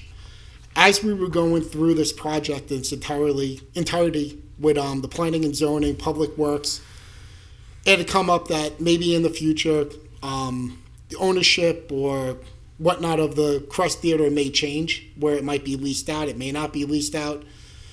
We look at the city parking garage as being a city facility pretty much forever. So we're going to be moving some of that we're going to be moving the infrastructure out of the Crest Theater into the parking garage. It makes a lot of sense to city IT and other entities. There is an additional cost that we're looking at in doing that, but for the long-term stability and growth of the project, it makes sense for us to make that investment. So that's where we're at right now currently with that project. Any questions? And then I'll talk about future projects. Go ahead, Ms. Woodson. And I already expressed this to Laura. It was stated in literature that I read that you all received $1 million grant. Does that $1 million not cover what you already are working on? Was that money being offshot somewhere else? I know that you guys are anticipating cuts to your division, and I have other concerns with that as well. So can Absolutely. That's a great question. So the $1 million grant was through a Senate appropriation bill. We were working with the city manager's office and Congresswoman Frankel. We were awarded $963,000 several months ago, long after this project was even a thought and funded. That $963,000, we're looking at strategic locations throughout the entire city, and we're looking at putting license plate recognition cameras at the major entry exit points, Military Trail, Congress, Federal, Dixie, and other strategic locations. Currently, we're waiting for the procurement procedures to come with that package, which should be sometime after October 1st from the Department of Justice. So we're doing some preliminary work with my team, with the criminal intelligence unit inside the police department, finding locations. But at this point in time, that $1 million wouldn't be allocated for this project. That's more of a city broad project. Okay. The second question, I have adopted a little Delray Rocks football team. So I'm very concerned about them going to and from practice, walking down certain streets that I see activity. And so you talked about where the cameras were going, that they were going east of Swinton. And you said there was the opportunity for 18 more cameras on the west of Swinton. When will that be determined? So that's a great question as well. So the way this fiber network is being created, it's given us the ability to put 18 more cameras in either direction. Going into the next fiscal year, we are asking the CRA to make another investment this coming fiscal year, and the CRA and also the DDA to make additional investment into their districts so we can bring that project west. When this project first came to fruition and it became an idea of the chief, we had to start somewhere. So when we looked at the city as a whole, we said, where is the most activity? Where are the special events? Where are we bringing the biggest population? Where are we seeing, from a police department standpoint, the most amount of issues? And that's what put us in the downtown area and around the Great Lawn. So west of Swinton is definitely on our radar. As a matter of fact, I have a discussion tomorrow with the CRA scheduled, where we're looking at strategic locations based on our statistical data, where the CRA wants to see their investment go, and some other considerations as well. Thank you. You should be there. I should be there? Yeah. It says all cameras will be publicly visible. You mean visible to The physical camera itself, so nothing's covert. We're not hiding cameras. Everything's going to be covert. In your packet, you can see a description or a depiction, I believe, of what the physical camera, well, that's one of them, what the physical camera actually looks like. So I'm more concerned with whether some or all of the cameras will be accessible over the internet by regular public. No, so none of the cameras are accessible by the public. The way the infrastructure is being designed, again, it's city fiber, it's a closed network that comes back to city IT, and then it's routed to the police department. So many cities have cameras that are public. Sure, that's not our, that's not a This is strictly consideration for at this crime point. control and police. Okay. Yep, absolutely. Just a quick question. You're running conduit. You mentioned able to put a fiber. It sounds small to me. I don't know the size of fiber, but is the ability to put more than 18 in there? Are you running those 18 now, or are you going to be able to run them later in the same conduit that you've run this whole long gamut that you're going through? No, great question. So when we first designed this, we were well within budget, and I said, we're building this for today. I want to build it for tomorrow. So we're actually terminating with 36 strands of unused fiber in the conduit. Each camera currently requires 2 strands so that gives us the ability to add 18 more cameras, which we believe is more than enough to continue east. And even to go west is a little different because the only place the city currently has existing private fiber, if you would, there's a fiber loop west of Atlantic Avenue between some city buildings, and we can tap into that and extend from that location. So going west is actually a little easier than it is going east because that infrastructure currently exists near the fire department, the police department, and some other locations. Any other questions? Last one, budgetary. Laura, where is the money coming from if we are to state yes? Because last time we had the discussion was about which line item that money was coming from and whether or not we were going to take it out of the reserves to fund. So can you enlighten us, please? Yes, based on our millage and where we are with with the assessment that we have this year, we've forecasted already to come from this fiscal year budget. And I guess just for clarity, the request is going into the next fiscal year. The DDA has made a $30,000 investment this current fiscal year. We're asking for the same investment and consideration this coming fiscal year. Thank you for what you do. Appreciate the police department. Thank you, sir. Second, the budget wasn't in their favor this a couple months ago. We all saw that. So any kind of amount we can give them, I fully support. And hope you guys do too, because we need more eyes that we don't have. I guess I want to say Al can just speak into your microphone because Sorry. it's really difficult to hear you. I was very comfortable laying back. Sorry. 18 cameras just doesn't sound like much when you think of the West and the. They're boring now. No, just kidding. Okay, it's not me. I just want to make sure. No. 18 cameras just seems like a little bit Sure. for such a large area. Yeah, so just for clarity purposes, when I say 18 cameras, from the span from Swinton Avenue to the train tracks in that area, we're putting a total of 6 cameras. The cameras vary on how many lenses they have. So some cameras have 4 lenses, some cameras have 5 lenses. Each camera has a different purpose. So I can add, the way it's designed, I can add 18 more physical cameras, but the camera itself could have multiple lenses that offer different views. And then that fiber that I'm terminating without the train tracks, I'm most concerned about that fiber to continue going east in the future. And the reason why I'm for east is because there's nothing there. Going west, there's other internet capabilities or IT capabilities where I can tap into if it's at the existing police department, at the existing fire department.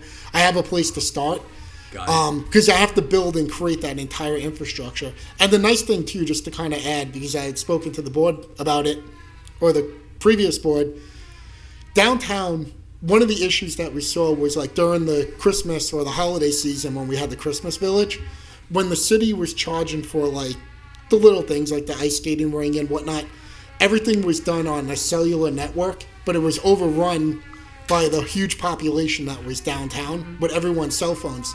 So bringing this infrastructure into the downtown area, it's actually bringing infrastructure that we can use to create more of a network for the city to be able to communicate.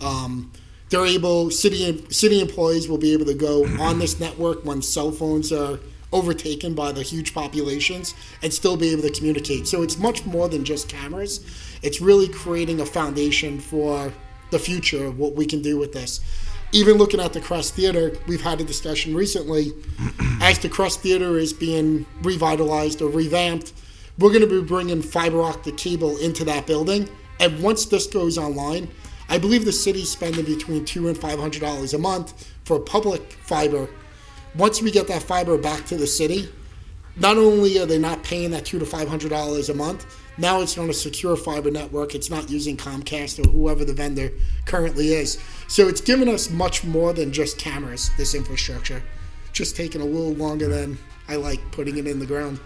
I want to say I appreciate the fact that you all are using real data to determine where these cameras are, not just blanketing the city, and so that the efforts that you're doing are being driven by the actual statistics that are showing these are the hot spots where we need to actually look into things more deeply for consideration. So thank you for that. No, thank you. And we didn't go into this blindly. We visited about 20 real-time crime centers from Miami to Orlando to see what our partners have done, what learn from their successes and their mistakes, so we're not making the same mistakes that others made. So a lot of thought has gone into this, and a lot of consideration to really expand the way we use our money. Cool. Let's. You guys want to make a motion? I just want to make one statement. I apologize. Only one? All right. One. One. Yeah. And that is that everybody here in our goal setting and in our conversations we look at the West as not just maybe a hot spot for crime or whatever, but the future to look like the East, and have the excess cell phone usage and the excess business. And we'd like to see it coming faster than it can, maybe, but that's what we want. So I just want to make sure that we're thinking of the future, not just as it exists today, but the business center that we'd like to see grow out of the West. We share the same mindset. We had to start somewhere, but the West is equally, if not more important to us. Cool. But we had to start somewhere. And the starting point, we just looked at where's the biggest population, where's the biggest threat to the population. And with the special events and you see what's going on in the world, it just made sense for us to start here. But going west is definitely at the foresight of everything that we do. Cool. Thank you. Thank you. All right.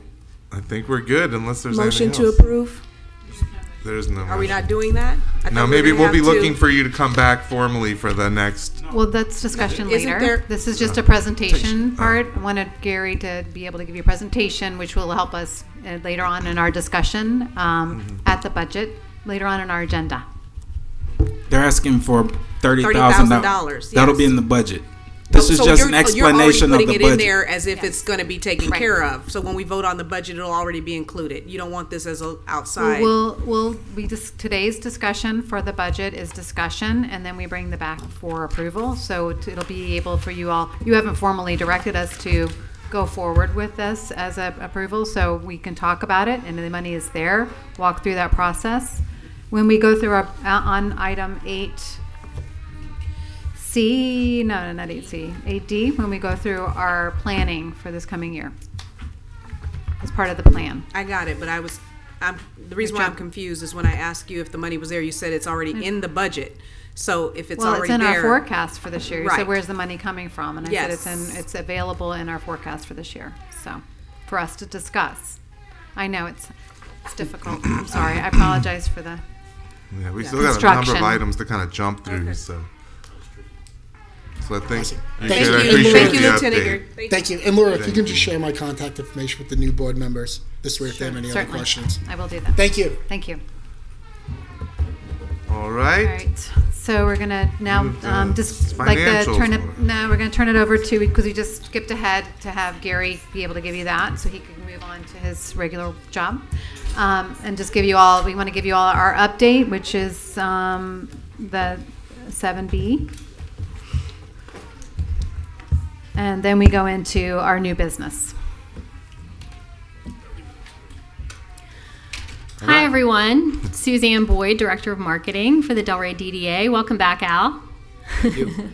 Okay, so for July,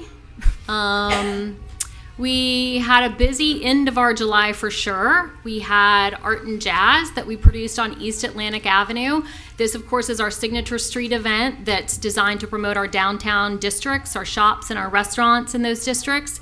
We produce this event 4 times a year in different neighborhoods: Pineapple Grove, West Atlantic, East Atlantic, and Beachside. And in July, we had our event on East Atlantic Avenue.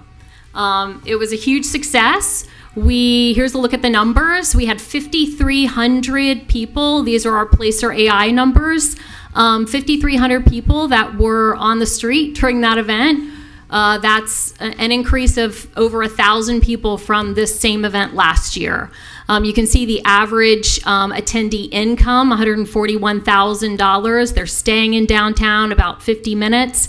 And the peak time during that event was 8 p.m., where we saw a height of 4,000 people at that time. And then you can see here the prior, during, and post. This is where a lion's share of the people were before the event, during the event, and after the event, which just goes to show you that this is why we do these events, to promote our downtown businesses that are in that footprint. And all of those businesses, as you can see, are in the East Atlantic footprint from Swinton to Fifth Avenue. Art and Jazz on the Avenue is, of course, an economic development event. It has a huge impact on the businesses that are in the footprint. We invest about $27,000 to put on this event, and the economic impact is about 6 times that.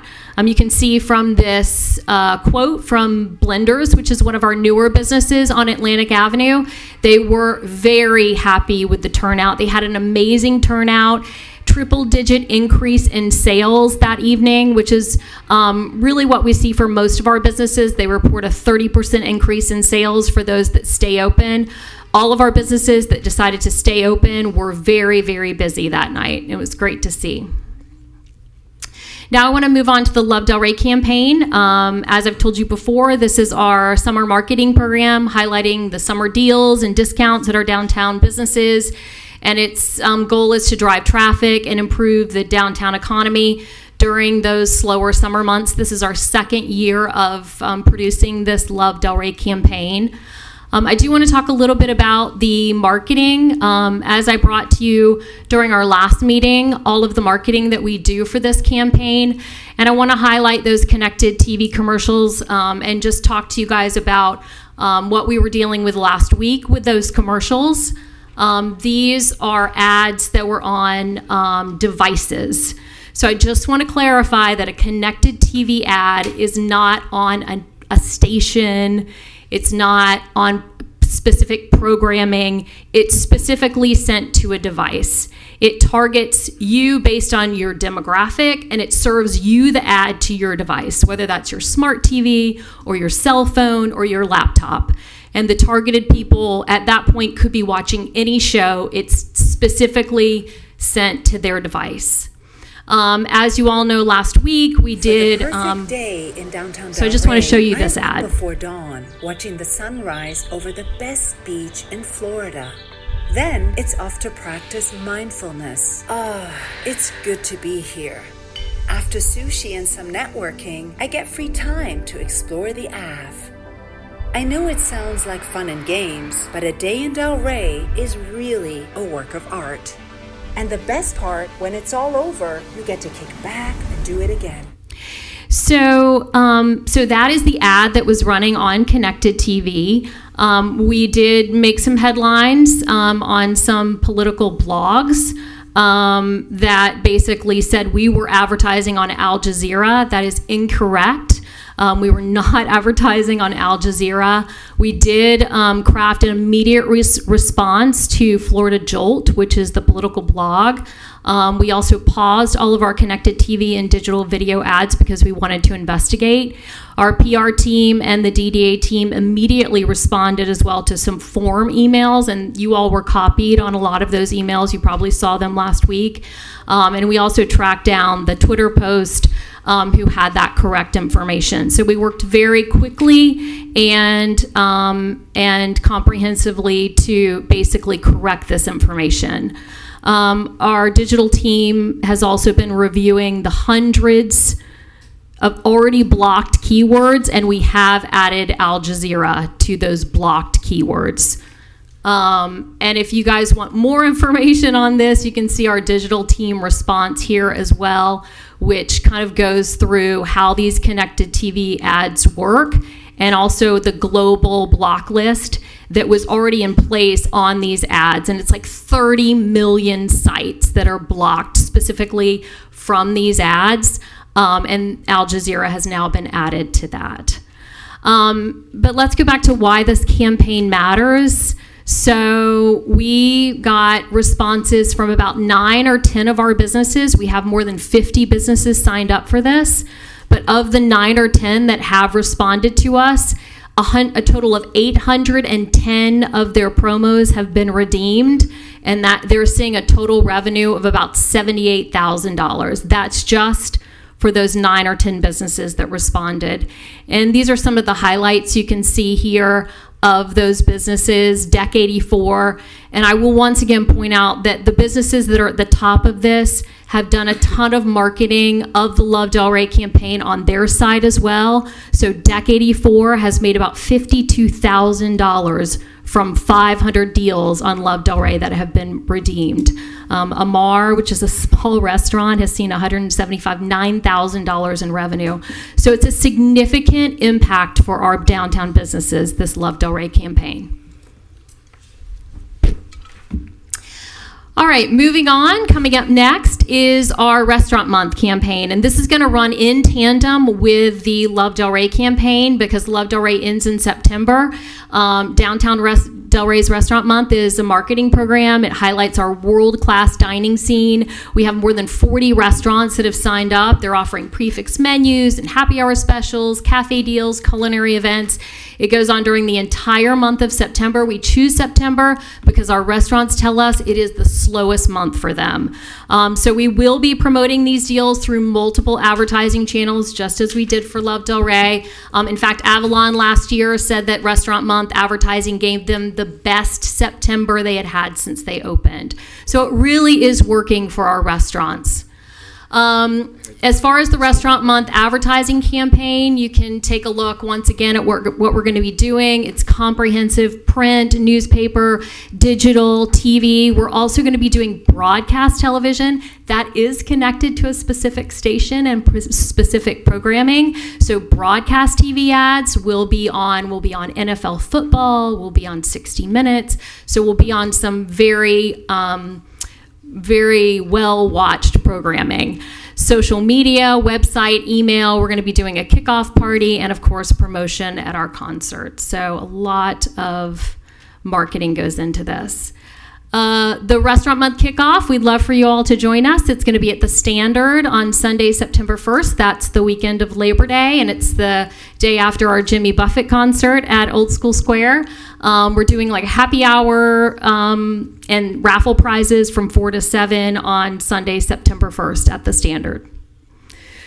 The shopping and dining guide that we've been working on feverishly, we have sold enough sponsorships to pay for 80% of the cost, which is amazing. We are printing and distributing 25,000 of these, and we go to print this Friday, and so we will have those back by the launch of Restaurant Month on September 1st. That's really exciting. A lot of people have been asking for a shopping and dining guide. It lists all of our restaurants and all of our retailers in downtown Delray. All right, and just quickly a look at our website analytics. You guys can see that we're up from month to month. Our social media is doing really well as well. And these were some of the wins that we had in social media this month. I don't know if you guys saw, but Ronaldinho, soccer legend, was in downtown Delray Beach at the Cornell Art Museum. That got 86,000 views, and our parking videos continue to do really well. We're up to more than 150K views on those parking videos, which is really great. Public relations, I do want to give our public relations and our digital agency just a huge shout out for their crisis communications this past week.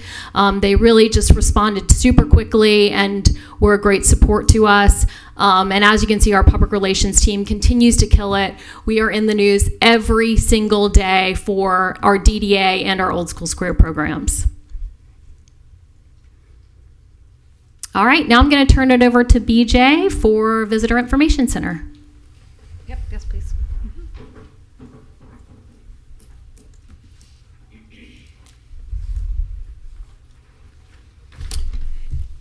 Hello there once again. I'm BJ Sklar, and I am the coordinator of the Visitor Information Center.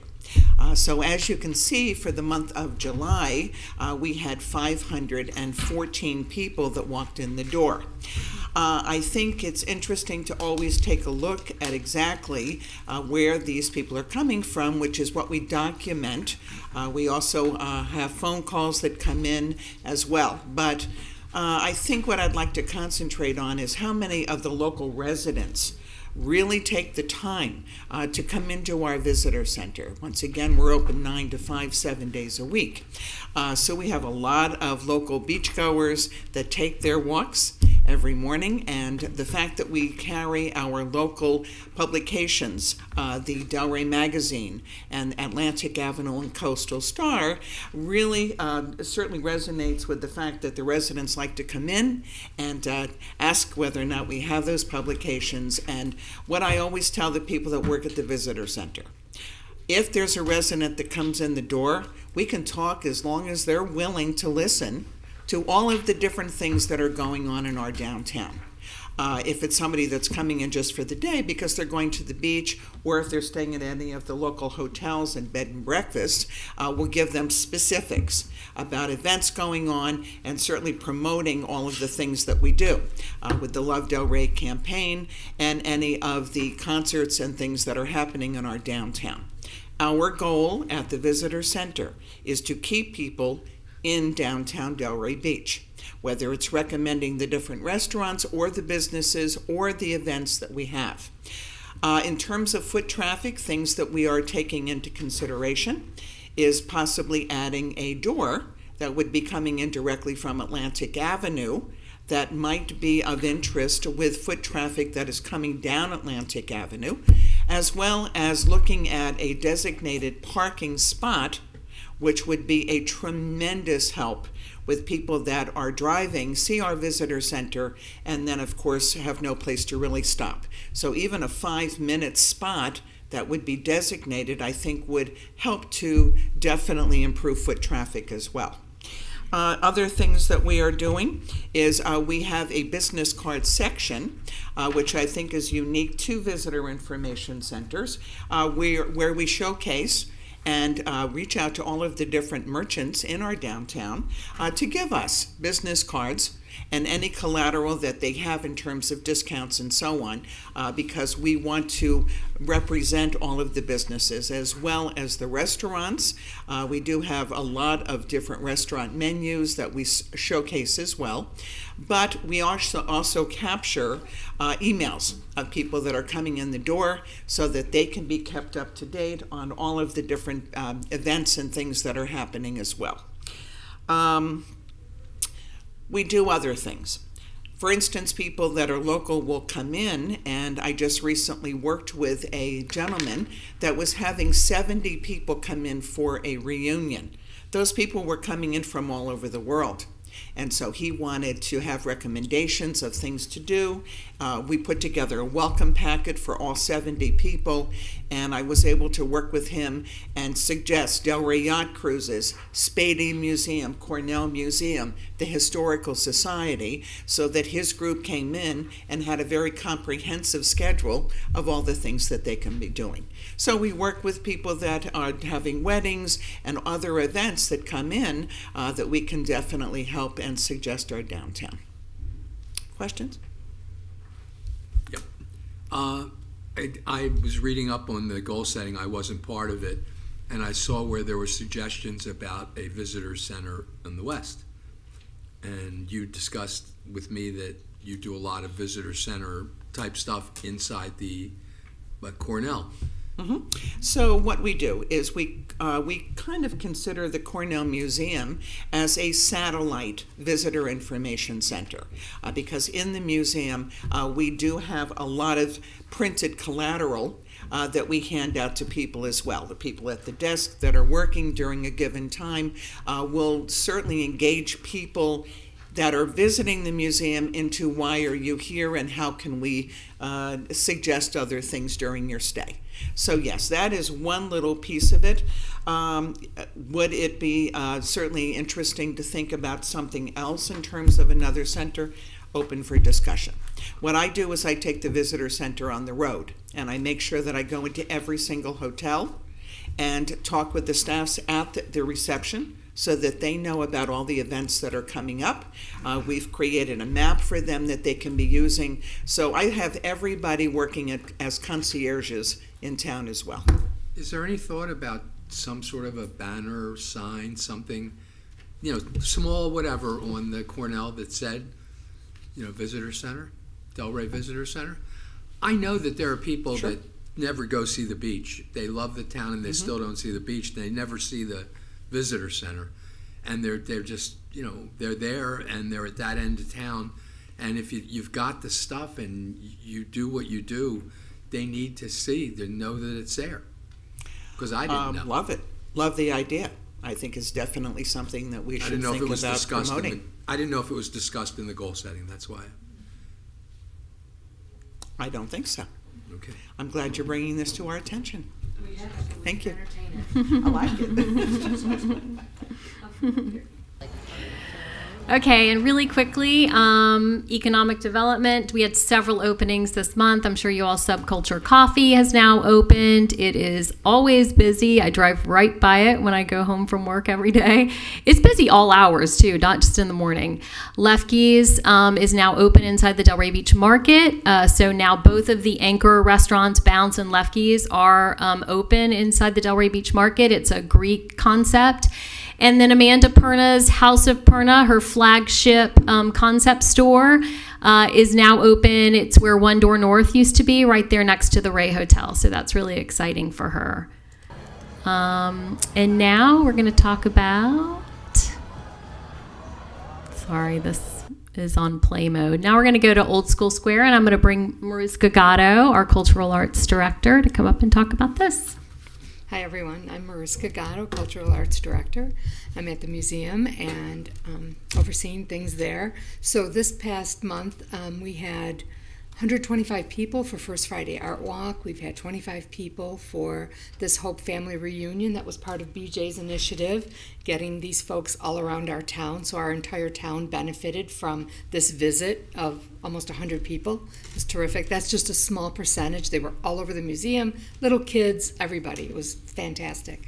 And then we had the El Salvador event. So this was the El Salvadoran consulate was in the museum hosting an event in tandem with our Central American modernism that was going on. We had 83 people on a Sunday afternoon.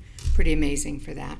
So we've had about 1,000 people in for the month, and that was terrific. And donations were good. There were about $1,500 in donations, which is good for the museum. We had the Ronaldino Press Conference, which was terrific. It was KOP Mentoring. C. Ron Allen brought this in. He's putting together a sort of a Star Makers camp event, and Ronaldino is part of the whole event. So there were quite a number of people here that came. Almost 150 people were there in the museum for this press conference. So it was great for us. It was a school, so to have them present this in a school environment was terrific. And we had our brand new art installation, Wings Over the Square, installed. They're all up and running now, and people are taking selfies. There's over 10 of the 4-foot butterflies on the light poles. There's large groupings within the landscaping, and there's also 5 butterflies in the museum. Those are going to be part of the next exhibition, Nature's Palette, that's going to be coming up and opening in September. And after that, actually, we have another exhibition coming, one in September, Nature's Palette, and then the Hot Glass exhibitions opens in October. And just to give you an idea, numbers-wise, for our number of artists that we've had in the museum, before these 2 exhibitions, we've seen over 250 artists, different separate artists, which is pretty amazing that we're bringing all of these folks to Delray. They're not necessarily Delray artists. They're artists coming from all over the country, and also some international artists are going to be coming for the Hot Glass exhibition. With that, there's going to be another 40 for Nature's Palette. I've been curating that. And to give you an idea of the type of artist that we have, this morning I met with an artist who's from Colombia. Her concern is about nature. It's all about the cheetahs that they have in the area that are being sort of moved out of their habitat, and they're having problems with that. They're also trying to restore the population. So she's working very heavily with the Colombian government to do all of that, although she lives right here in Boca. These are international, incredible artists that we're able to attract that want to show in our museum. That's pretty amazing stuff. That's what we have going on so far. Any questions? Good job, killing it. Thank you. We do so much out of that space. It's pretty awesome. Thank you. We also had Delray Walls Mural Fest on the amphitheater and park. This was right after Art and Jazz on Wednesday. Then we went right into Delray Walls Mural Fest on Friday and Saturday. So by Sunday, we were a little bit tired. We had an attendance of about 2,200 people for the 2-day event. And through ticket sales, sponsorships, and concessions, we made about $23,000, which was really good. It was a great event. I think moving the times, making it a little later in the day really, really helped. We definitely learned some lessons from last year, and I think it was everyone said what a great event it was. We had the night market that was curated by Coco Market founder Corey Heyman. So it was a really, really special event. The other thing that we're working on moving forward is We have another free concert coming up at the end of this month, August 23rd, Journey Tribute. We already have 8,000 responses on Facebook, so I think that's going to be a busy one. August 30th, we've sold many tickets to our Party in Paradise Delray's tribute to Jimmy Buffett, which is going to be on Jimmy Buffett Day, which has been designated by the state of Florida. We got one of the #1 Jimmy Buffett tribute bands, the Caribbean Chillers, on that day, so it's going to be a really great event. And then September 27th, another one of our free sunset concerts is going to be the Resolvers. They're a local reggae band. People love them. They're amazing. So save the date for those events. And that's all. Ryan, could I? Sure. Yeah, go ahead.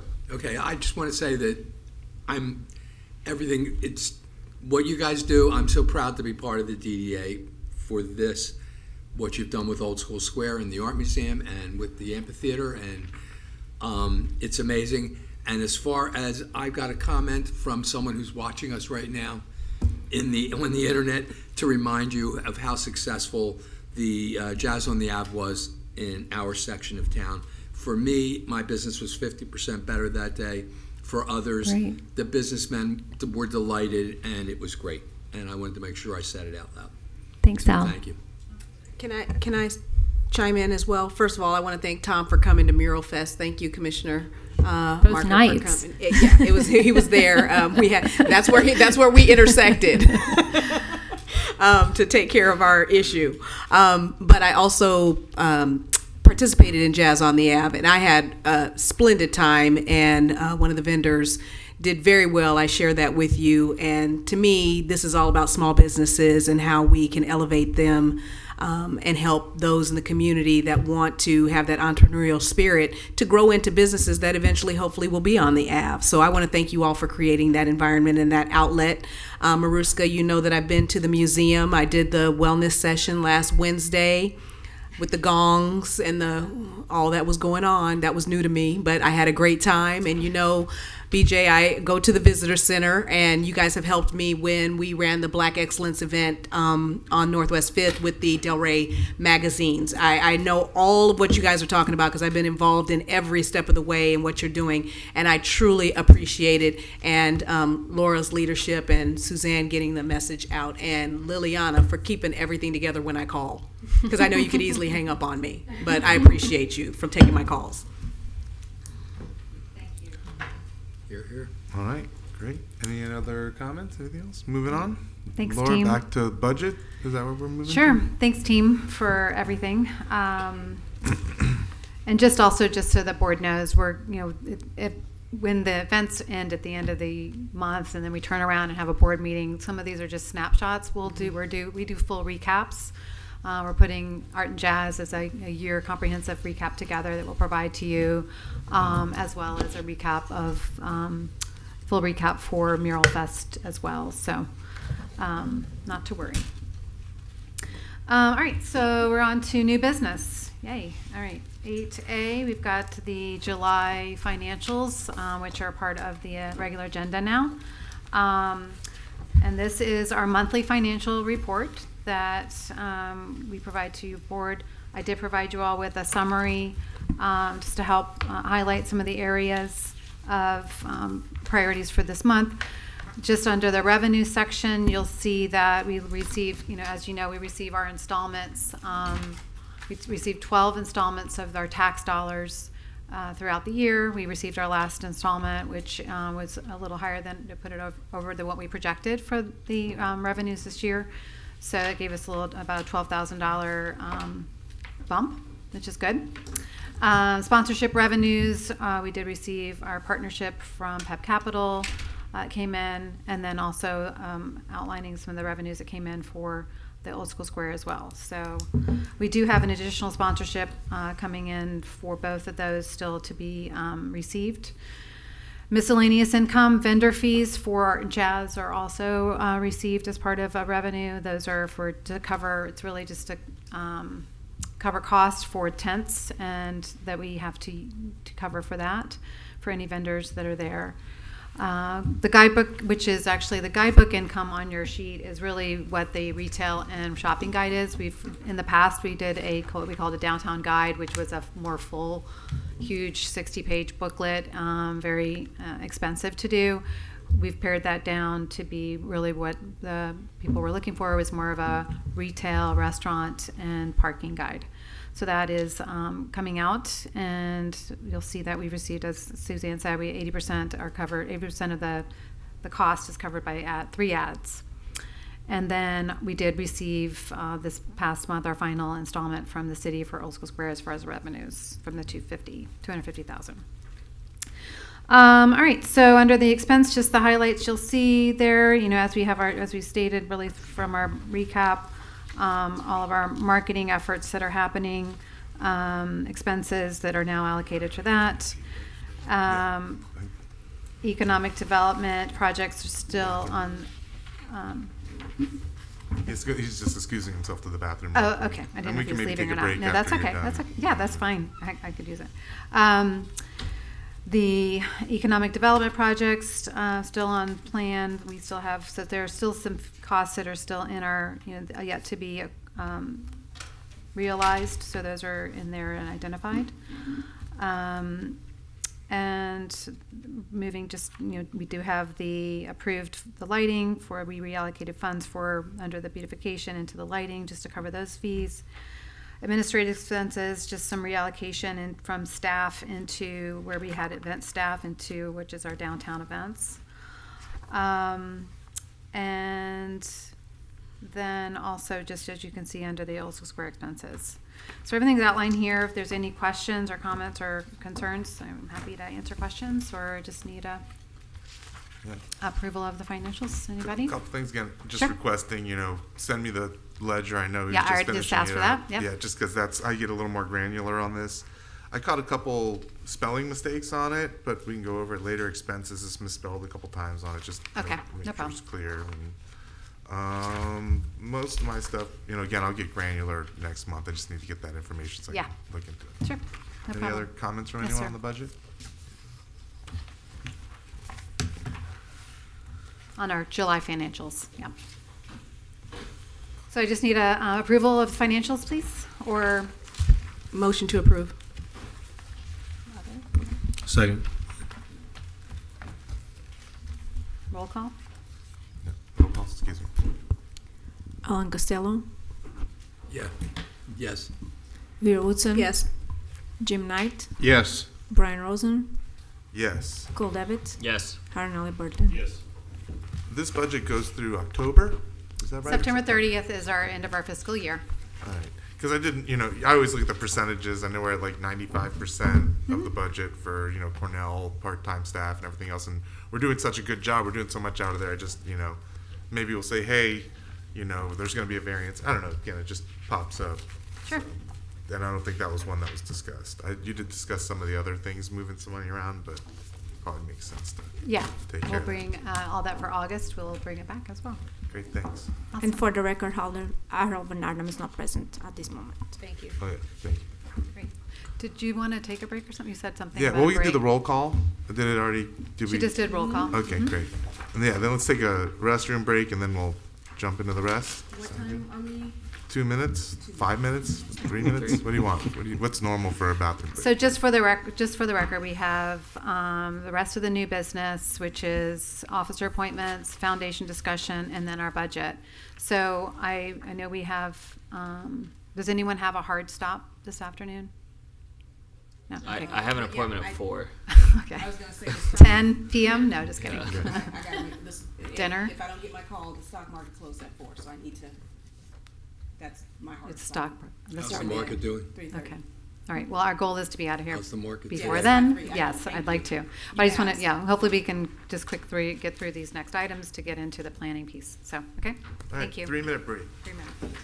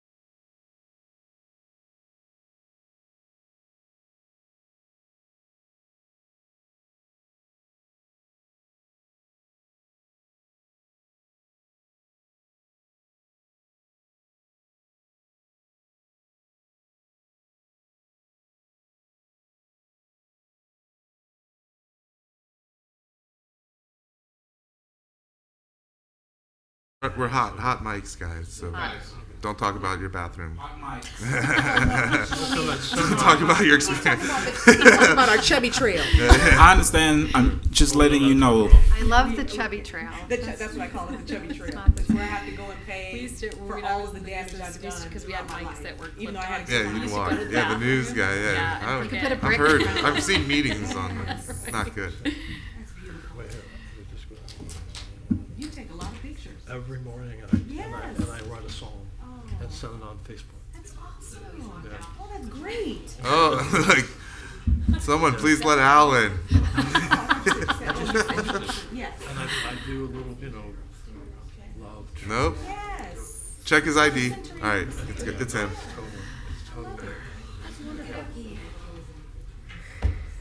Sorry. It would be Al, the new guy. Thank you.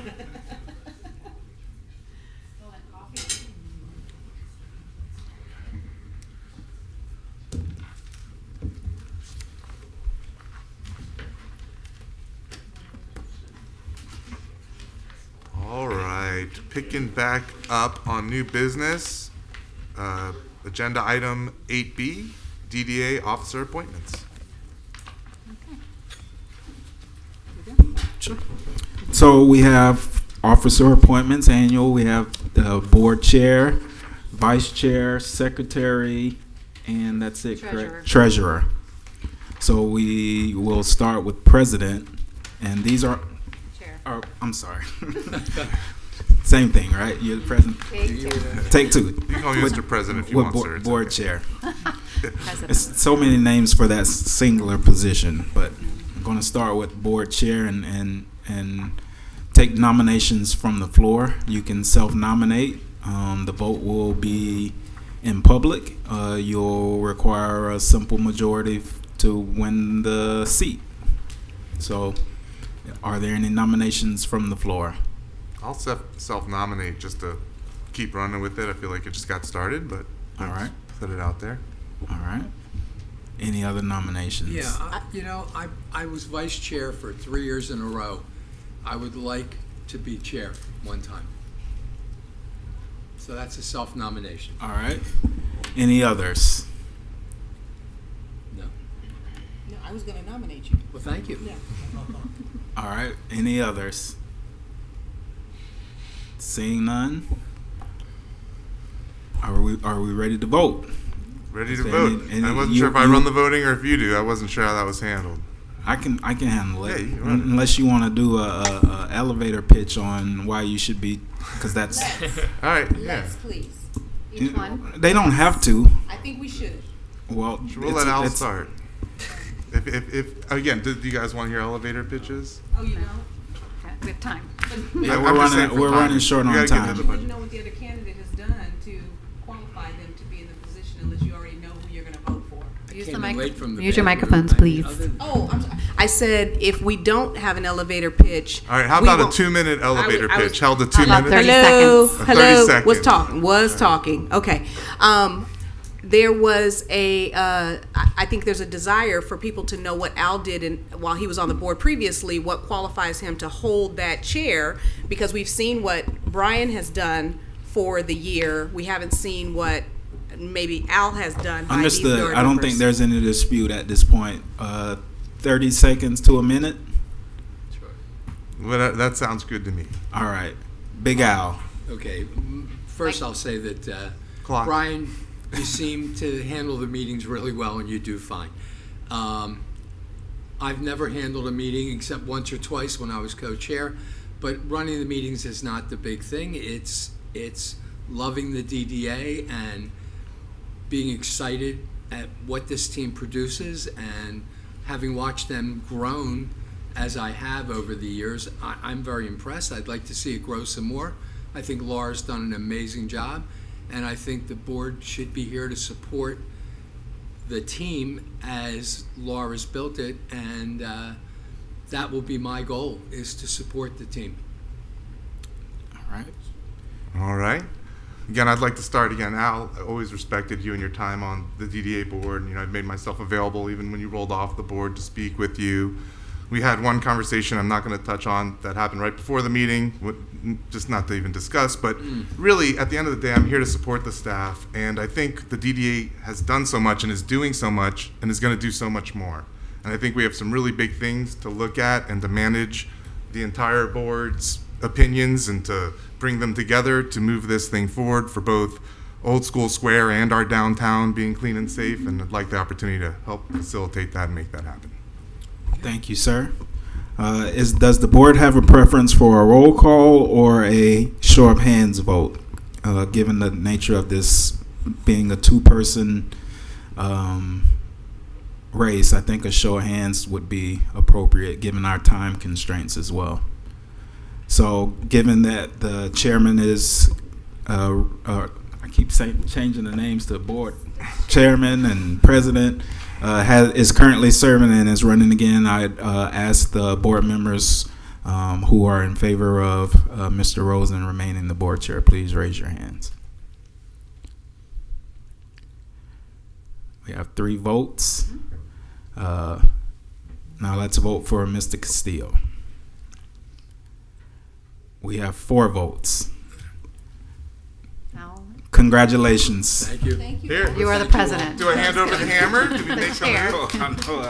Does that start? Does that start now? Do we hand over the hammer? It starts now.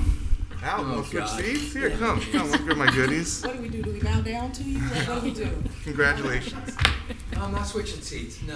All right, here, everyone gets to touch it. Go on,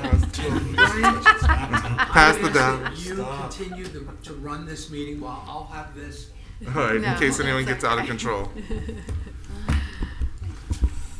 Thank you all. Right, next. All right. Vice Chair, nominations from the floor. I'd like to nominate Vera. All right. Any other nominations? I'll nominate Brian. Any other nominations? Seeing none, would you all like to? Let's just show on hands. Let's Just do do a a show on hands. hands again. No, I was going to give them opportunity Oh, sorry. to give the reasons why, since we did that for chair. Just it may not be needed given your tenure on the board and what you bring, and the members of the board know who you are. So that's up to you all. I'm fine moving to a vote. I think everyone knows everyone on the board, but if we want to discuss, we can discuss. Not necessarily a discussion, just Yeah. an elevator pitch, because Feel free. You're welcome. Okay. So this is my 3rd year on the board, and since day one, and even prior, I've been actively engaged in the downtown with supporting the businesses as well as some of the nonprofits in the area. I've brought 4 different events to downtown to help spawn economic activity, as well as worked with some of our facilities in order to also bring people in, including Throw Social, where I've hosted with charitable organizations 3 events. I've also maintained a consistent attendance here at the meetings and positively on every level supported every member of this staff and what they do to achieve our excellent city for the residents and the visitors. thank you. Brian, you want to add some additional things? Yeah, real quick, just extra background on myself. Again, having owned real estate in Delray and still owning a number of pieces of commercial real estate in our downtown core, being a commercial real estate broker and working with a number of the businesses as well as the stakeholder landlords, and continuing to see downtown move forward and really trying to do a lot of change on the south side of Atlantic with, improving parking spaces, adding 61 parking spaces to the city inventory, and again, involved in a number of facets that I think I'm able to add a lot of value to the things that we try to do here. Thank you, Brian. So I'll start, go ladies first. All in favor of appointing Ms. Woodson as vice chair, please show. Nominated her, so I better be voting. Yes. All right, we have, that was quick. I think I saw 3 hands. 3 hands. All right, Mr. Rosen, please raise your hand if you're supporting Mr. Rosen for vice chair. I have 4 hands. Congratulations, sir. Thank you, sir. Let's move quickly to treasurer. I think Mr. DeWitt is our current treasurer. I'm secretary. He's secretary. Yep. Oh, Mark was, right. All right. We want to do secretary first. Let's go to secretary. Any nominations for the floor for secretary? I'll I'll self-nominate. All right. You sure? You're not required. I'm already on the signature card and all that. You're not required. All right. Any other nominations for secretary? Seeing none, congratulations, sir. Thank you. Speech. And the last position is treasurer. As I said earlier, our former treasurer was Mr. Mark Dinkler, who's no longer on the board, so we will need a new treasurer. Any nominations from the floor for treasurer? Who's really good with math? It's like the secretary position. No? I'll nominate Jim. All right. I appreciate it, but no thank you. I'll second the nomination for Jim. It's a secretary position. So no. Any other nominations? Jim, do you not? You're not required to accept it. I mean, we're all adults Harold? here. So Harold, do you want it? Harold? What? Treasury. It's a treasurer. Do you have an issue with? Huh? I just prefer not to be the one in charge of the numbers. all right. I'd rather have someone with a better financial background. Do Can you I have a nominate nomination? Vera? You nominate Vera. Ms. Woodson, do you? Yes. Yes, I am involved in the stock market, but I decline the nomination, and I appreciate it. Thank you. Thank you. All right. We need a treasurer. Wow. Really? Hey, Jim? Good thinking. I see him. Against my better judgment. Make it painless. All right. We have one nomination and one accepted nomination. Any other nominations? Congratulations. Congratulations. All right. Thank you. I'll have Mark talk to you. Mm-hmm. All right. Thank you. My wife is the CEO of the house for a reason. You Well, need this? she didn't help you. There you go. It's all good. All right. OSS Foundation 501c3 discussion 8C. All right. So this item on the agenda was asked to be put on the agenda by Harold, our board member Harold Van Artem. So everyone was provided with some information in their backup through Dropbox. We had the bylaws, but just a little history on the foundation that we currently have in existence. It was created as ARM back in October of 2022 when we set forth with the Old School Square management. There was not it was also recommended by the commission to form a nonprofit at that time to be able to offset expenses and raise funds for the campus. This foundation, the Old School Square Foundation, was the original name of the foundation back in the 1986, and that's why the name came forward as that. And it also was this at the same time the Pineapple Grove Arts District 501c3 was dissolving, and was recommended that would be an easier path forward to rename that nonprofit and creating a brand new one. So that's how that transition happened, and we have the foundation in state. We've also received an endowment this year from the Community Foundation, from the Earnhardt family, that will be an annual donation that is meant to go to the campus. So this was created because there wasn't an area for donations to be given or contributions to be given to Old School Square. There's no area for that, or no nonprofit for that. So that was really recommended from someone who knew of funds coming from someone who had willed money to the campus without having a place to put that, and knowing that there's contributions out there available for the campus and that need is there. That's how this was designed. So that's a little bit of the background. Now I'll turn it over to Harold if you'd like to lead the discussion. Well, I think that the 501c3 is a valuable asset. I think that in order to reapply and to do another 501c3 will take, it's not months, it takes a long time to get this through. In addition, Old School Square, we believe, is going to be at some point taken over by another entity. I think it's important that the DDA take over this 501c3, rename it, and that will be, and then that gives the DDA access to, billions of dollars of grants that I think that we're missing that opportunity. So anyway, that's so I'd like to hear what other people think about that. If I may, I think for purposes of the discussion, and I appreciate Mr. Van Arnhem teeing that up. He's looking for you guys' input so that the DDA team can go back and kind of put together something for further discussion at future dates. So there's no decisions happening today on this.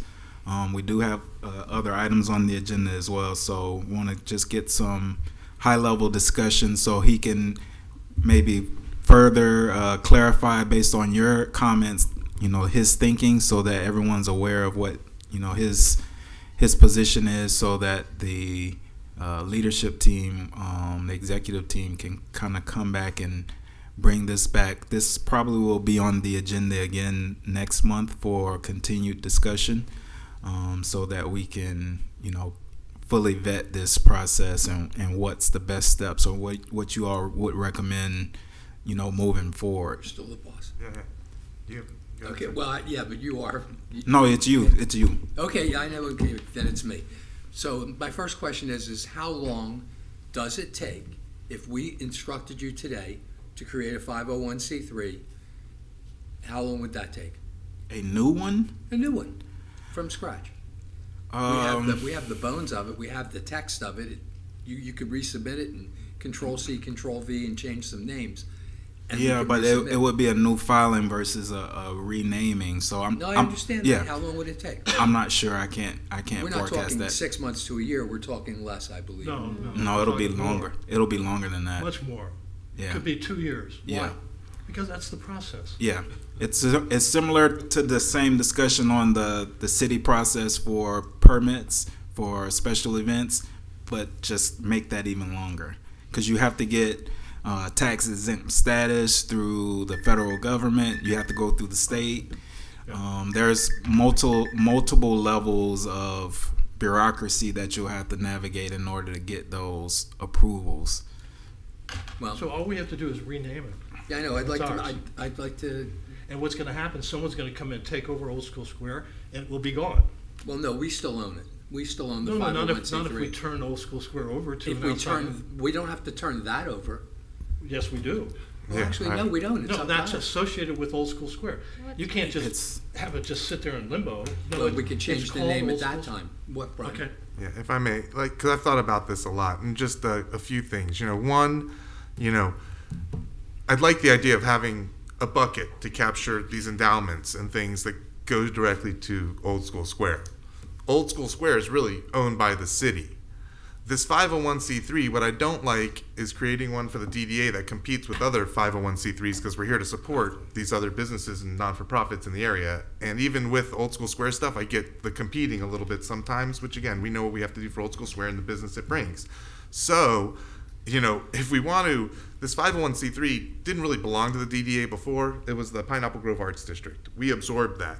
If we want to find this group that's going to be, hopefully the city wants to work with, or even if the city wants to find the group to take over the 501c3 that's going to be tied to their property, I think that's a better way to go, because I don't think the DDA creating and running a 501c3 on an asset that we're looking to transition that really belongs to the city is where we're arguing over who owns it. I want really the city to own or work with whoever the 501c3 group is, like they used to with the old faction, because that's how it should work. And the DDA can promote these, and lead people to work with these non-for-profits if they want to give money to Old School Square, but we don't need to own and control it, and it probably should be a different board altogether, with maybe a board member involved, but you can't even have 2 board members in that non-for-profit or else it's a conflict. So now you've got a DDA organization with 1 board member representing it, it's like it gets very complicated. So I like the non-for-profit. I think we can have this thing because it takes so long to create one, but figure out how to work with the city so that the city can work with them to capture those funds to put into the property that they actually own and that we're managing. Because the manager shouldn't have the 501c3 for the property they don't really own for more than 2 years or control. I agree. It can be very complicated and convoluted depending on, there has to be a consensus amongst you all as to how you all want to engage in this discussion, engage in the activity of the 501c3, whether it's what Mr. Rosen kind of pointed out or whether it's what Mr. Castillo pointed out. There's different viewpoints on it, and Mr. Van Arnhem.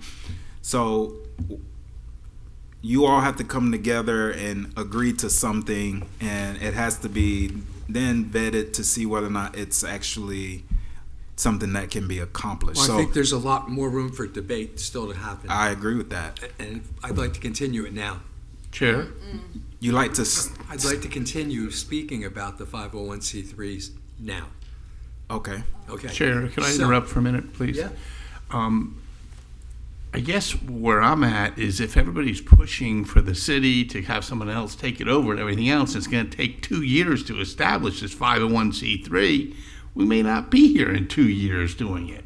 It may be some new 501c3 coming out of the blue. I don't know, somewhere else that someone already has established. The 501c3 that we have now originally was the Pineapple Grove Board.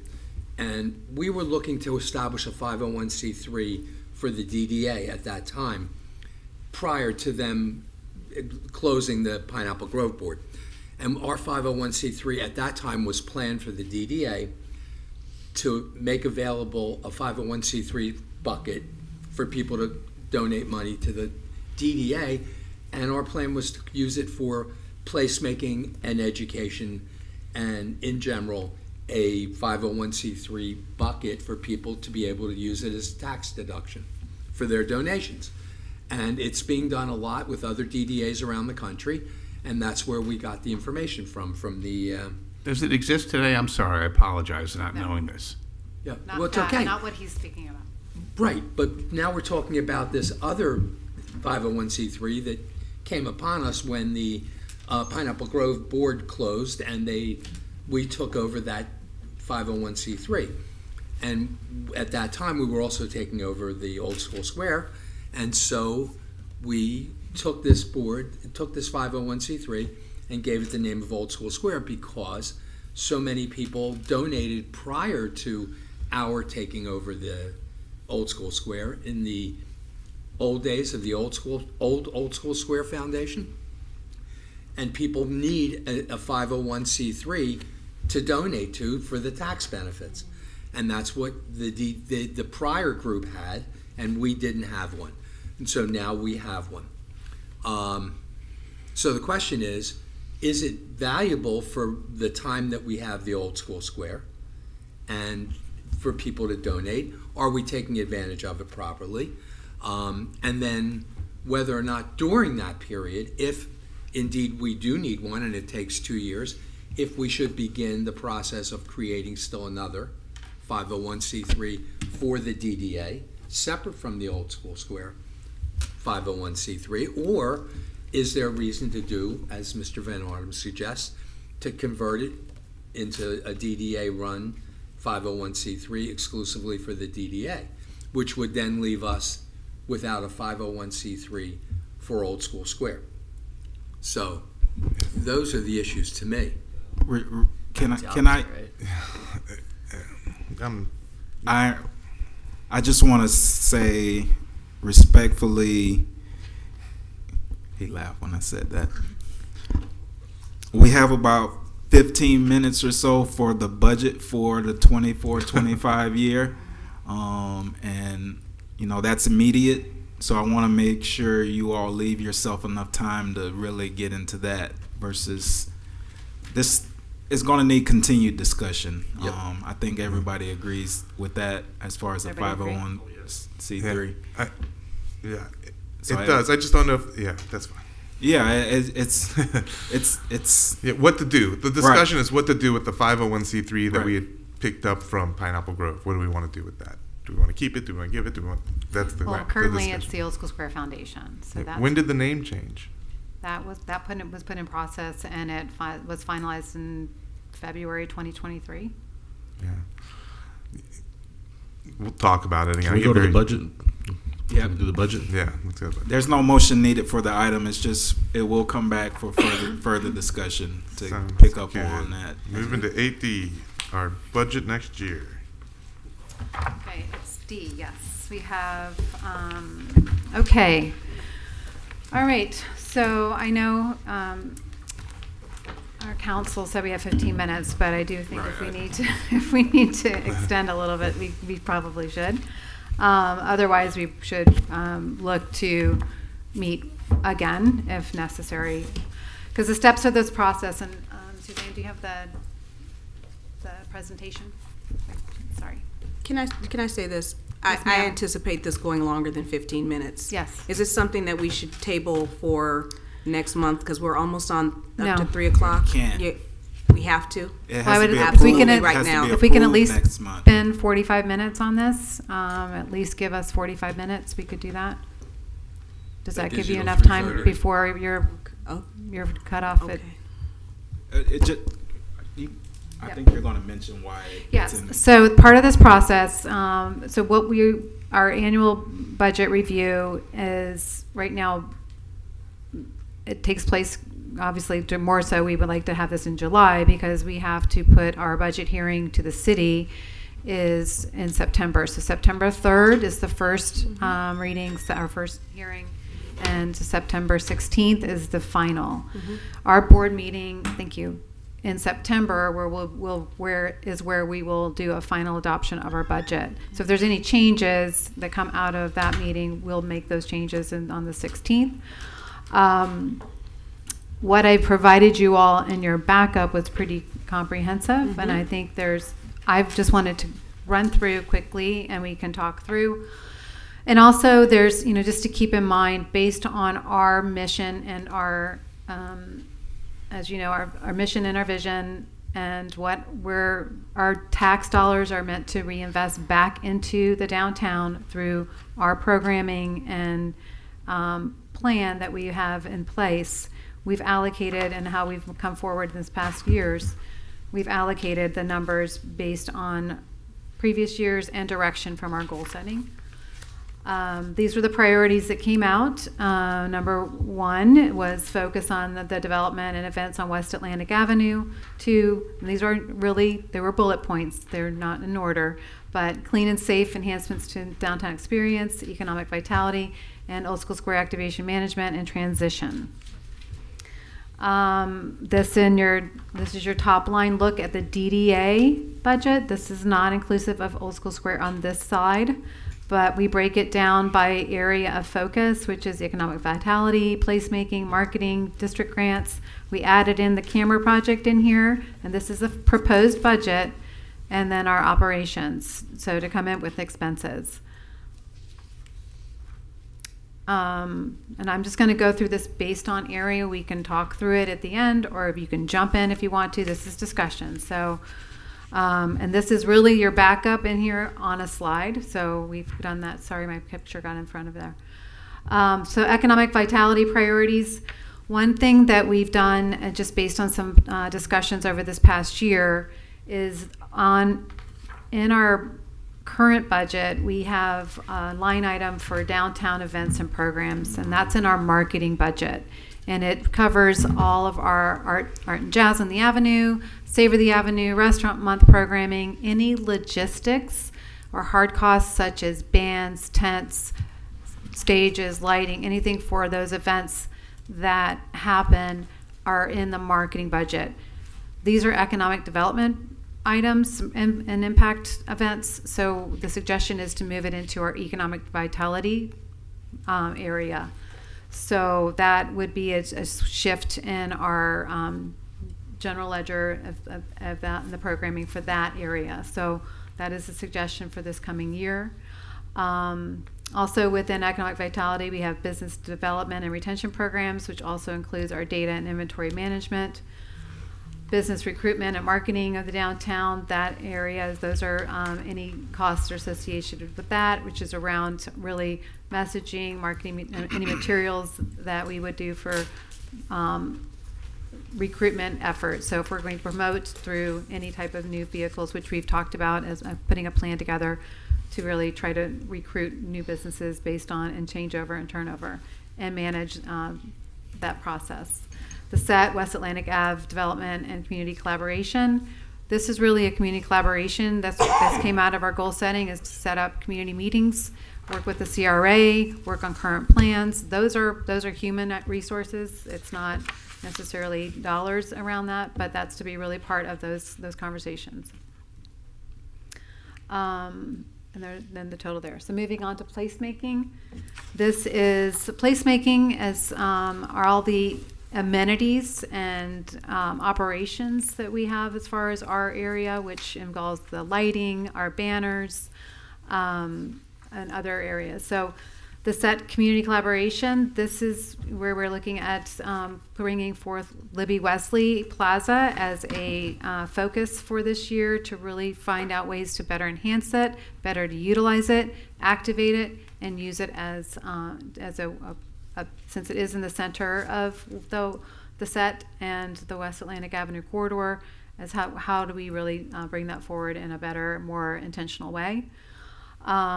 Clean and safe and beautiful in downtown is really around, these are some things that you all put in your direction, was, obviously continuing to enhance our partnership with the city, leveraging our app, litter prevention pilot program, which we have with the beach keepers, so continuing to do that. Landscape enhancements. The picture on this slide is the new planters that have been installed by the city in the Swinton to Fifth Avenue corridor. There's 10 of them. And they're, we would recommend as an opportunity to tag on to that project and potentially bring that west or add it in different areas as an opportunity for us. So dollars have been assigned in there to potentially cover that. Pressure spraying, that's always been a topic of conversation. The city already has a vendor for that, but pressure spraying with maybe a potential pilot program to bring vendors forward to our retailers specifically to enhance the sidewalks where the city's not covering those areas. And then implementation of and maintain of the Pineapple Grove public art that's out there. One is the Camera Shop mural, putting that up this year. So downtown amenities, the street pole banners and holiday lighting. So our organization is responsible for the street pole banners, management, and creation and installation. So we have the welcome banners, the SET banners, the Pineapple Grove Arts District banners. We do need to replace the West Settlers District banners on Fifth Avenue and Frog Alley banners on Southwest Fifth Avenue. Also, the new lighting. So decorative lighting needs to be added both on Pineapple Grove and on West Atlantic Avenue. That's the decorative lighting that you see up in the corner there. We're at a place to need to replace those. And then also we are responsible for holiday lighting throughout the downtown as well. So you'll see that on your itemized piece there. One thing that we'd like to look at too as bringing forth is July 4th as an opportunity to enhance. Right now we are just doing very little as far as July 4th. That is a city event, but taking what we do in our amenities area and enhance with the pavilion, with bunting. We've done that in the past. Add to the American flags that line Atlantic Avenue, just something that could be more celebratory for that entire month for that, our nation's holiday. And then Libby Wesley Plaza, again, really being a focus on lighting there as well. So the 18,000, is that going towards lighting, you were saying, or what's that kind of? That budgeted is for? more for beautification, so planters, and it's in here. I think I have it on here. Sorry. Yeah. Public arts, the public art project, potted plants, lighting, and then the activations. To pop, any pop-up activations over there. Safety Ambassador Program. This is our annual program with that, really just modifying those, any adjustments are there, or really just any type of increases in their pay. So we've had just adjustments on the team that's on site, so an annual, that covers that piece. But that is our, and then I have $2 marks for the parking and promotion. So typo there. So our Safety Ambassador Program, and then the parking management and promotion, that's really around marketing. So our parking guide, parking promotions, similar to our social media promotions that we have there. So this is our placemaking bucket. Any comments, questions, concerns in here, or both of those? We can start tackle them. Or you want to go to the end and do that? Sorry. Well, we'll go one by one. I'll just say again, I'd love to see more than $18,000 for the year. For West Atlantic, that park. Again, it's like a little over $1,000 a month. I mean, it's great. 24,000, 2,000 a month would be nice to see. It's for the year. You could burn half that in one little thing.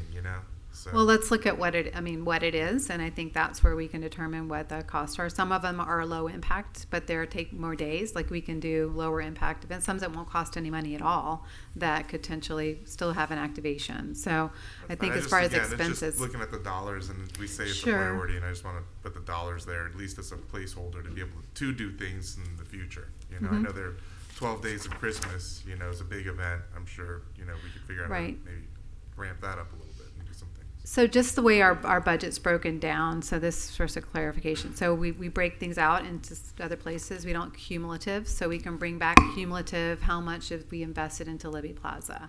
Because it might come out of economic development, Libby placemaking, and in marketing, but bring all together what that total dollar is. Yeah, right? that way we at least know what we're investing. Yeah. And Total. it keeps it easy. Like art and jazz, if you're looking at all what we've invested all in, like the West Atlantic, beachside. I understand. Yeah, this is specifically for the parks. I'm just saying that's the Okay. center of the park as you come into town, and again, I just said, could use some help. That's just 18,000 for Libby Plaza. For out of the placemaking. Right. Not for all of West. No. That's just the park, right? That's just for Libby Plaza. Yeah, so there's 22,000 that we have in there for lighting from Northwest 1st Ave to 12th, Northwest 12th Ave. I say first, I'm hoping that once Sunday Village is finished, there will be lighting between Swinton and First. But right now, we don't have light poles or even electric in that first block from Swinton to First. So there's no light poles there at all. But these will be wrapped on every pole all the way down Atlantic Avenue. So they're there now, but they're really dim because they're old and we need to replace them. So does that make sense? When is their plan to get electric there? And there's new poles. So with new development would probably come new poles and new. And across the street, are they going to ever start building? That's a different question. So yeah, I know. I know. It's in the works right now. All right. So I think a better question, are there poles across the street right No. now? Okay, so not here there either. Okay. No, not on the north side, right? Continue. I didn't want to take us off too much. I apologize. That's okay. No, okay. All right, we'll move on. All right, so this camera project, back to Vera's question earlier. So based on our increase in revenues, which is about $100,000 on the tax millage, so our value, we have an 8% increase over our value over last year. So allotting that $30,000 of that funding to go towards the request from the police department, which was $30,000 for the camera project for this fiscal year. So they submitted a second request, and that is we have a line item now on the budget that's really just for the camera project. Okay. The grant, art and activation grant, last year we increased, this is our placemaking grant. That is where we created this grant program for outside entities who are looking to do either a mural or art installation, which is reflective of history, culture, environment of the downtown, kind of creating those Instagrammable experiences, or adding art pieces or amenities to their storefront, or creating an event. So this gives people an opportunity to come to the DDA and ask for funds up to $2,000 per project based on what they're asking for. So this is in our budget as a fund available. Currently, we have for this year $25,000, and we're not going to meet that. So I recommended reducing this to $8,000 for this coming year. 18. 18,000, right? It was 25, and reducing it to 8. Oh, I Hear did. yourself. Sorry, Yes. I'm swallowing my words. I know. Sorry. Okay. And next, marketing. So this is our big budget item here. Our bucket. And again, this is our marketing outlined here. We've got creative development, print media, digital. You all are pretty familiar with this based on what you see monthly from us. One switch we are doing is recommending that we move the Visitor Information Center programming, anything that happens at the Visitor Center other than staffing, into the marketing. This is where it was traditionally. We moved it about 6 years ago into economic development. I recommended, based on a lot of the discussion over this year, is to move it out of economic development into the visitor, into marketing, because it's marketing and promoting our downtown, driving economic development back into the downtown, and moving the operations or the manager back into payroll. So website development, we're launching the development and implement and launch of a news website this year. That is right now we've gotten all 6 requests for proposals in. We'll be awarding that to a vendor soon, so that would be going into effect. Operations. So this is the heart and soul of the DDA and the team. So we again broke these in top layers based on how our budget lays out. So payroll, operational, and office expenses, which includes all the board meetings, everything that goes into the operation. Capital is a line item there. Those are any hard costs that come through. We have to carry those over. And then into Old School Square. So this is totally separate, but I want to make sure that we just keep going. So before we go into Old School Square, do you want to talk DDA at all? No? I think it's fine. I'm good. Okay.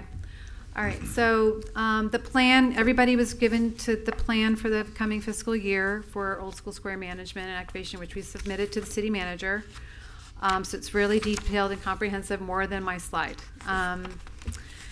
So, as you know, the goal for us as part of managing and activating the campus, which excludes the Crest Theater building.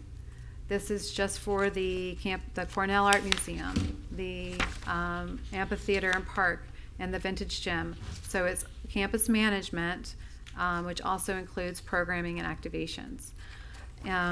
So what we provided to you all is what the plan is for the museum based on activations and exhibitions, as well as with the amphitheater, some proposed plans for winter, spring, and then also other fundraising opportunities. So this year we are moving forward with initiatives to ticket more items, ticket more events, create more opportunities for sponsorship, and obviously with the venue rentals, really looking to maximize those as well, and really look at capturing more revenues to offset expenses for us to be able to do obviously more as we move forward into summer. So starting with winter, we're going to have to reduce some of the free events based on expenses there. So this is how it lays out as far as revenues. So city funding has been proposed at $800,000. And these are proposed numbers. So donations and sponsorship, this is based on really out of this current year and our hopes to grow more. We really try not to forecast too much, just based on experience. So, because they aren't realized. Program income and rental revenue, that's tickets, that's a concession, that is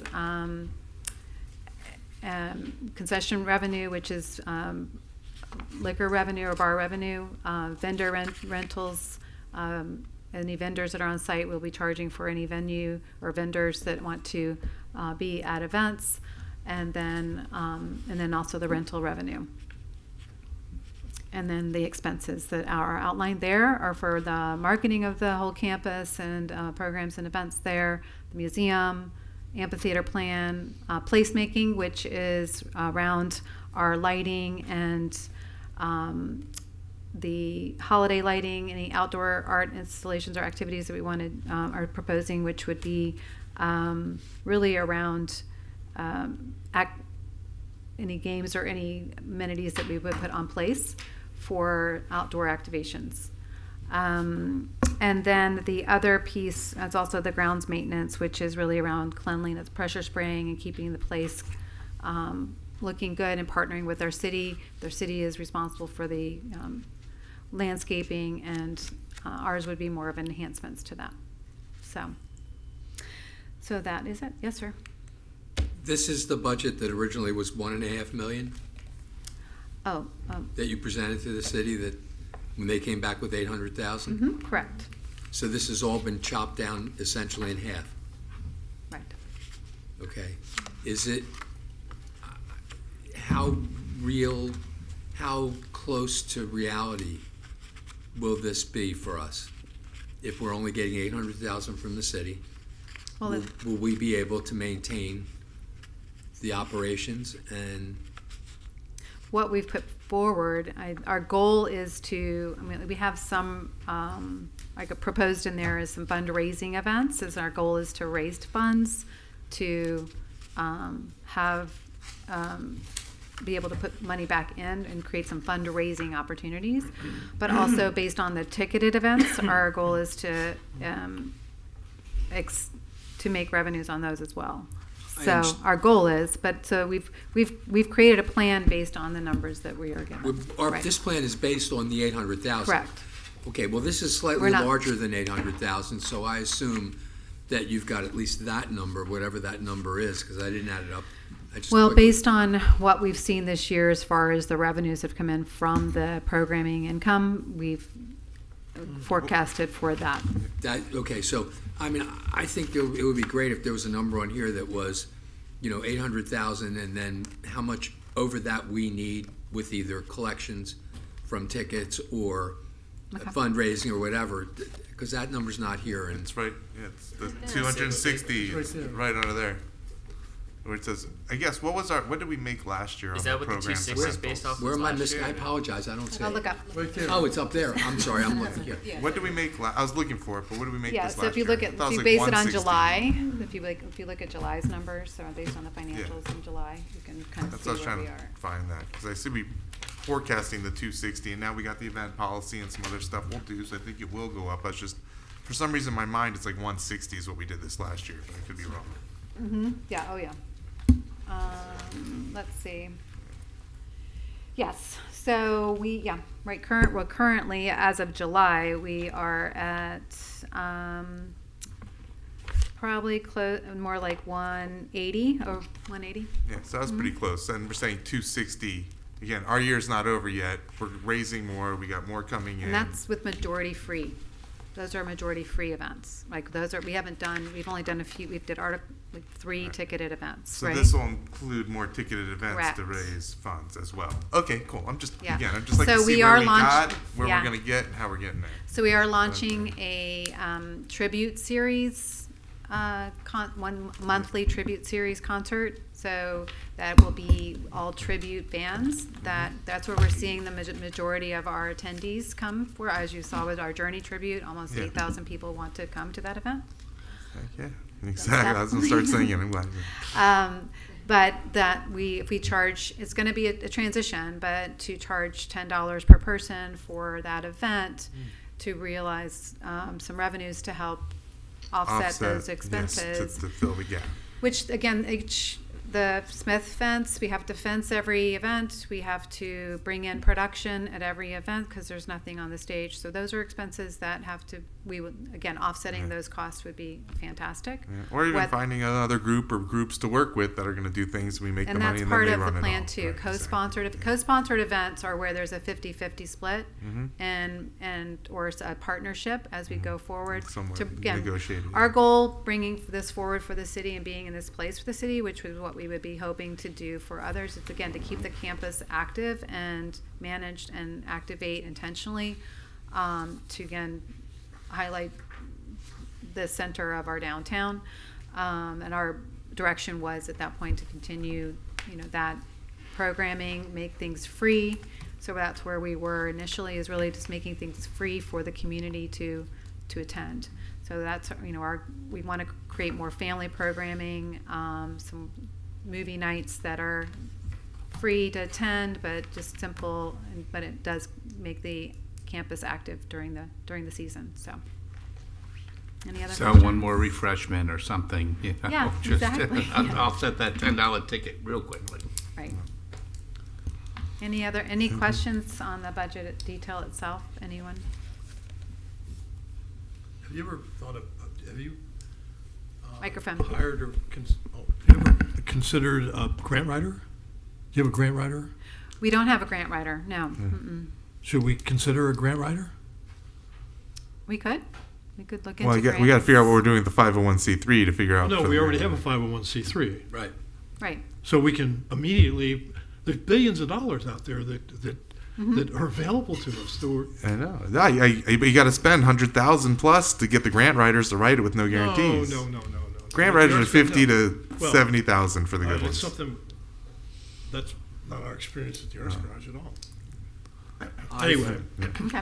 Do we have Grant writer. anyone, I think the grant writing is absolutely necessary now when we're cutting budgets like that. Right. I agree with him, and I think that it's a strong idea. And I don't know what they cost, and I hope they don't cost as much as you think, and I hope they cost what you think. But either way, I think we really should investigate it right away and get to it. I Because, second that. yeah, well, I don't know if that's a vote, but I think cutting our budget in half in order to meet the city's budget really limits to what we can do in considering we want to build this up, whether we're going to hand it off in the future or when in the future. We should be handing off the best possible venue we can. So the other piece too is really to package everything that's happening on Old School Square, because there are a lot of private rental events that are coming through. We already have a pretty strong calendar as we see events being permitted, and city events. The city does the Holiday Village the whole month of December is the holiday tree and the Holiday Village. The menorah lighting, some other, but we'll partner with them. However, the campus itself is definitely an active place. Summer is when we have challenges, so our goal is to raise funds to reinvest back into summer too. Does the grant writer come out of the Old School Square budget? All right, not the DDA budget, because again, the 501c3 technically is owned by the DDA. It's under Old School Square Foundation. Well, under Old School Square Foundation, but who's signing and doing the paperwork? It's a separate board. Separate board. So the DDA had it, but it's totally not even to be discussed unless we want to relate it to the campus at this point, because we don't own the entity. Any funds that are come into the foundation are to be reinvested back into the campus by their board discretion. So it's a nonprofit board. As based on the direction was to have a board member from the DDA as part of that. To again, because now to help guide what happens with the Old School Square funds on Old School Square campus, because we are in the management.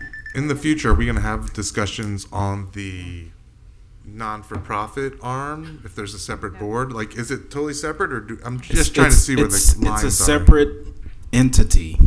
The DDA has a relationship to that entity, but not a controlling relationship. So you can't tell that private, not-for-profit entity what to do or not do with the money they receive. Now, they have certain responsibilities under their bylaws and governing documents, and if they want to collect any funds from any private or, you know, whatever business, they're going to have to show their tax returns, their 990, in order to show that they're donating that money that they're receiving to the entity they're saying they are giving the money to. So there's controls within. And who's on this board now of this entity that exists?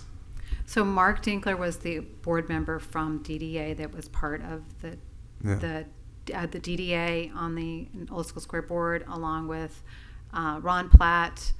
Now it's changed to John Conde's on the board because Ron resigned, and Roy Simon. Roy Simon was the original board member on the Old School Square Foundation, and so he is on that board now. They haven't met, and based on we were waiting for the documents to be final, which we just got now Mark's off. He's still on the board, the Old School Square board, but we do need to have a person from the DDA as part of Old School Square. And then I guess I just want to see all the documents because I'm not really familiar with this non-for-profit. Yeah, they're all in the Dropbox. Yeah, just like, you know, because They're all in the Dropbox. I just requested copies of it. Everything's in the Dropbox. Again, we got the Dropbox. We wrote the bylaws. Mhm. And those bylaws. Well, it was written by the yes, we were by that.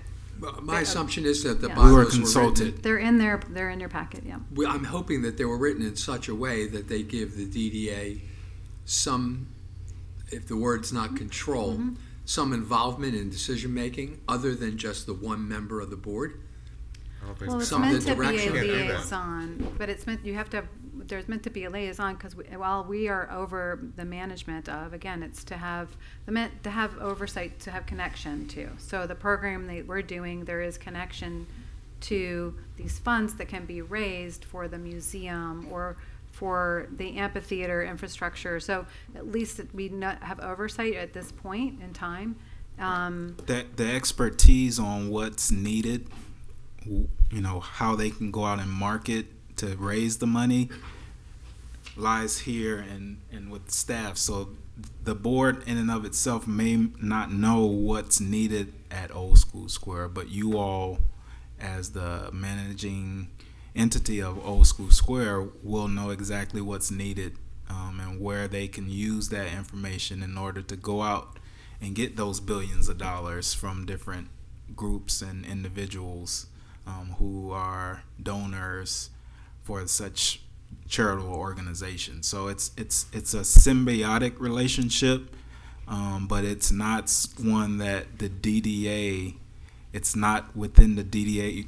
You didn't see anything about 501c3 in the budget presentation. That's your organization. It's where your budget is. So there's nothing in the DDA that says, you know, we control this group, but there is a symbiotic relationship. It was established to be supportive of the DDA in this endeavor, but there's a close relationship. So their mission is to deliver the funds they collect to the Old School Square. Yes.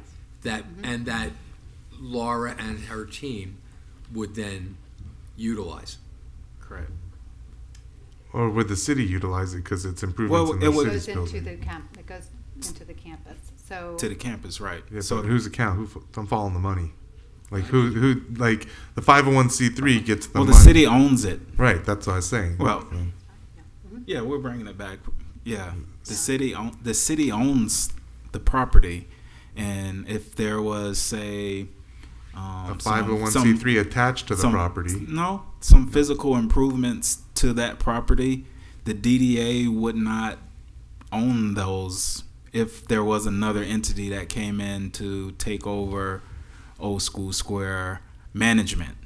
So the management of Old School Square, which is you all now, and Laura and staff, you know, set the priorities for Old School Square at this point based on the interlocal agreement within those confines. So the money raised and potentially provided will go to benefit those priorities based on, you know, what the member on the board, which will probably have another member on that board at some point from this board on the Old School Square Foundation, so that it's clear what the priorities are. Yeah. But the non-for-profit is giving the money to Old School Square directly, not to the DDA Old School Square managing account, but to the city capital account to be spent on the capital improvements? If Is it's that- designated for that, or if someone wants to donate to be towards an exhibition or have donated art, then that would be part of the programming. It would be earmarked towards that. So the nonprofit would write a check to the DDA or to go towards this exhibition. So it would go into the nonprofit bank account to then be put into whatever was designated. So if someone donates $1 million to have infrastructure improvements or improvements to the amphitheater, that goes into the nonprofit to raise or they're raising those funds to then be put back into the campus. What we didn't want is to have not that ability to do that, but also to have that go away in the future. So this entity will has an account that would then be able to invest back into the campus. Right, I just was asking who do they give it back to, but I guess it's both the city they would give funds to, possibly, depending if it was a capital improvement and or I think it depends on. I'm just what trying to it is. understand. Like we haven't gotten there yet. Yeah, so, but that's what would happen. You're several levels into the thick of it, and there's no proposal to give the money. It's just at a this macro point. level of like the money comes in here to the non-for-profit. What are they? They have a goal and mission. I guess how are they? They may give money for operations at Old School Square, and that's clearly in the budget that you see for Old School Square operations. If they say they want to put new grass, I don't think that's normally the city's cost, but they could do that if they want. But then again, right. So part of our responsibility too is also to raise funds back for the campus, right? That is part of our responsibility. So that was what was the initiative based on the board to create this opportunity to raise funds at that place. I mean, that is something that is a great arm and a resource, but the campus itself needs the theater. So if it's we want to do a capital campaign that goes back into raising funds for the theater to get the theater's $5 million. That would be that's what this Old School Square Foundation would right, but do. that would go to the city then. Well, sure. That's I'm just trying to. a lot of they're giving money. The answers to your questions, Brian, will be driven by the ILA. All right. At the end of the day, the city owns the property. The DDA manages the city's property based on the interlocal agreement. So. And that's why the they biggest want thing the is non-for-profit to be tied to the city. That's what I'm trying to get to. It won't be tied to the city. It's separate, but what it does is where the money is given is what you're asking. Like, if they write a check to the city for lights, then yes, that nonprofit would write the check for for lights or grass, but that would go to the city, not to the DDA for programming. So if they want to put it towards, again, an exhibition that happens at the museum, then that's where that would go. But I understand. Does that make sense? Yeah. Yes, sir. It sort of makes sense to me, but not completely, because we're talking about two different things. One is where the people who donate decide what they would like to see their funds do, and one is where the money comes in as, we'll call it a lump, that just comes into the 501c3. If it just comes into the 501c3 as a general, in quotes, donation, what do the bylaws say that money is to be used for? We'd have for our operations. We have to review that. We can bring that back when we're bringing back the bit I would deeper really like to discussion review it. around- I But would like it's us in- all It's in there. to see the bylaw. Well, I think we know. I don't think we really know what the bylaws say. I'll read them again. A lot of the information we just got, like. So I can need a we little more time to finish read. the discussion around the budget first and then move No on to problem. that, unless we have to, because I think we There's some we hard said time- earlier hard on stops the here. item We're that getting close was to the that. 501c3. So Right. I appreciate that it's definitely a big part of it. But this is, I just want to make sure that we're covering it. If we're done with the budget, we can move on to that. Cole, did you have any comments or concern? No, I'm all Aaron? set. Treasurer? Ignore me still. Mr. Treasurer? It's dead. And Oh, yeah. Vera, did you have any comments or concerns? You're very quiet. I do, but it's around a larger issue, and I don't know that we should. We need to open that can of worm because it is in line with raising funds for the campus, but I think it's a little more controversial than that. So if it's budget related, then Gotta be it's today. appropriate right now. If it's not related to the present. It is in terms of how the DDA receives funds. So let me give you an example. Sonny made a hypothetical earlier asking about if he was to rent out some portion of the campus, blah, blah, blah, blah, blah. And we know 2 months ago, I was personally attacked by the former chairman regarding my Flamingo organization for small vendors to rent the gym for the flea market. And the funds that I received would go to the charities within Delray. Well, I had another flea mingle in the gym in June because I had already signed off on the contract. The vendors were already set, and so I didn't charge them. So I paid out of pocket for the entire campus on my own. The same thing happened because we had already committed to Jazz on the Ave, and so I paid out of my pocket on my own. The vendors haven't been paying for the last 3 events because of the personal attack that was made by the chairman who claims that he wasn't an attorney. Funny enough, I have an attorney, and I had already contacted my attorney. I had also contacted another attorney to make sure that what I was doing was not in violation. So they were like, no, because you're not making any money, and in terms of the word benefit, which everybody got hung up on, there was no benefit because the money was going to someone else. It was a charitable organization. However, that following Monday, after the meeting and then the event that happened on that Friday, I called into the office and I said, hey, here's the situation. I need for you guys to pull some contracts for me, or pull a contract for me. Because the vendors that are renting street space through the DDA for their events, like Savor the Ave or any of those types of events, they pay a fee to have their restaurants on that street to then sell tickets to serve food to those attendees. That money goes directly into their business. And so they are profiting from that, which means that an organization or a restaurant like Luna Rosa, who we have someone on the board who's a partial owner of, is receiving funding from renting the same type of environment that I'm renting. I rent space on the street. I have vendors. They sell items. That money goes in their pockets. I rented the gym. I also had a space of my own. The money that I made from the booth rent, which was way below market, by the way, went directly to Spade Museum. It went to Beach Keepers. It went to Delray Rocks.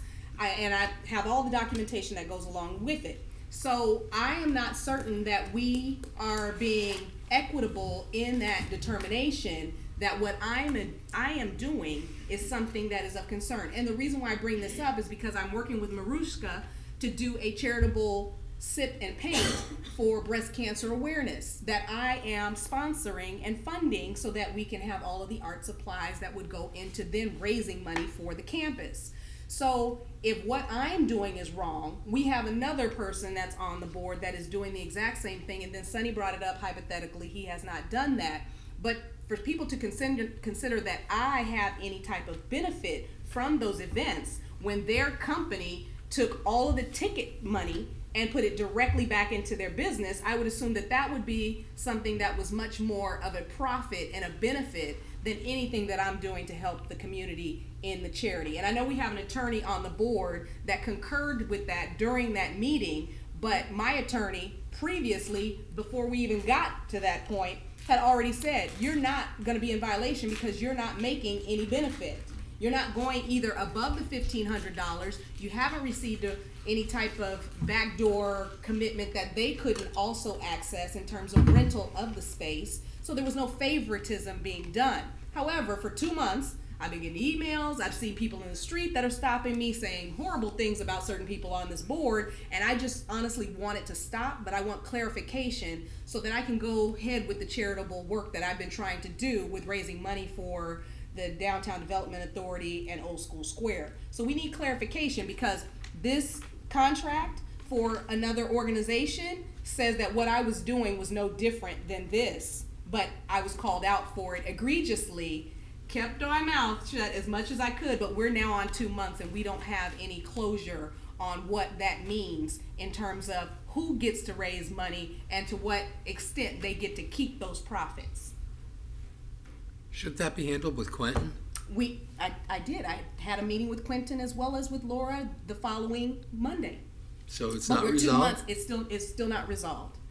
It's 2 months. And so I'm trying to get resolution because in terms of the budget, the money that was being used from the rental was going into the budget, which was my intent in the first place because we lost the sponsor. So, you listen, whatever happens, happens, but I'm just trying to make sure that everyone understands this is not something that is a Vera issue. It's bigger than a Vera issue. We need clarification for the entire board to understand what they can participate in. Because if I can't do flea mingle at the gym, then that means Aaron's business can't participate in Savor the Ave. That's what it comes down to. So we have to be clear on what that is for everybody on this board. Yeah, a real quick thing just on that. I just got to say something. If you watch the minutes from that meeting, this was brought up in public comment before the meeting even started by some folks in West Atlantic Avenue, the flea mingle thing. I just picked up on what they said in public comment that meeting, so it wasn't some frivolous thing I just made up.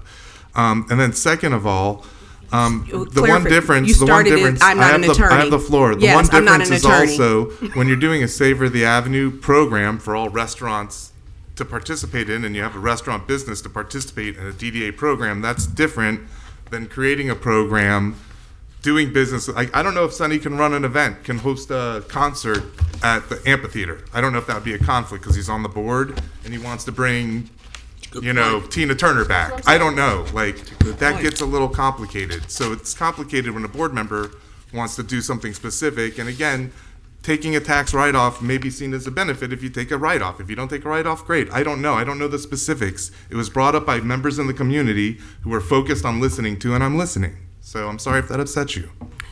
Sounds good in theory. Okay. It does sound like something that needs to be addressed. It is being addressed. That's we cool. are, with the But it definitely, with the county. So I we're waiting for a It's not response part of from the the county. budget, but it is an issue. And my concerns were if you're renting out the music venue to run concerts and make money and you're setting the rates for the music venue, there's issue there. And to try to take the high road, we got to look at that stuff. So I agree, and we'll figure it out. We need to take a road, for sure. We need to go figure out So you will address that. Well, my understanding is the matter is with the appropriate people who can address the ethics issues in the county. Is it an ethical issue? That's what it was made Potential out to be. violation. Right. And the people that brought that up really didn't bring that up if you go back and watch the video, because the person who attempted to say anything about that couldn't make a coherent statement, and later spoke to me in the streets, just so you know. But I just want to make sure that if this is, if we were charged, when Mark Denkler was on the board, he was the one that brought up that we needed to help raise money for the DDA and Old School Square. So I, as a board member, was like, okay, let me see how I can help to raise some money. And so that's what I did. But in this, all of a sudden, now there's this web that's catching more than just me, because at the very basis, we are renting space through the DDA to either gain some type of money with ticket sales from someone. Like I said, I haven't charged any booth rent for the last 3 months, but have allowed people to come in and still have paid that fee to the DDA without any charges for those vendors. They've been vending for free.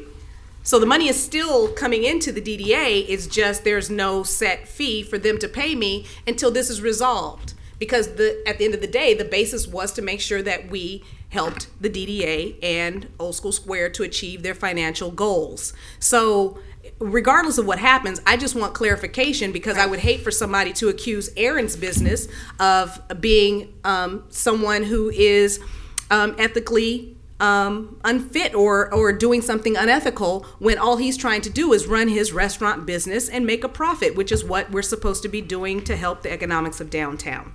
So that's what this is about. Okay. Thank you.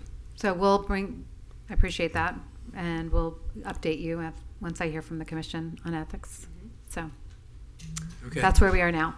I just haven't heard back from them. So I would only say, Vera, stay in touch with them, because I had a ethics complaint filed against me when I sat on the LDRAB for Palm Beach County, and it went on for a year, took forever, came back. Not only was I supposed to vote on the item, had I not voted on the item, I would have been in violation of the ethics.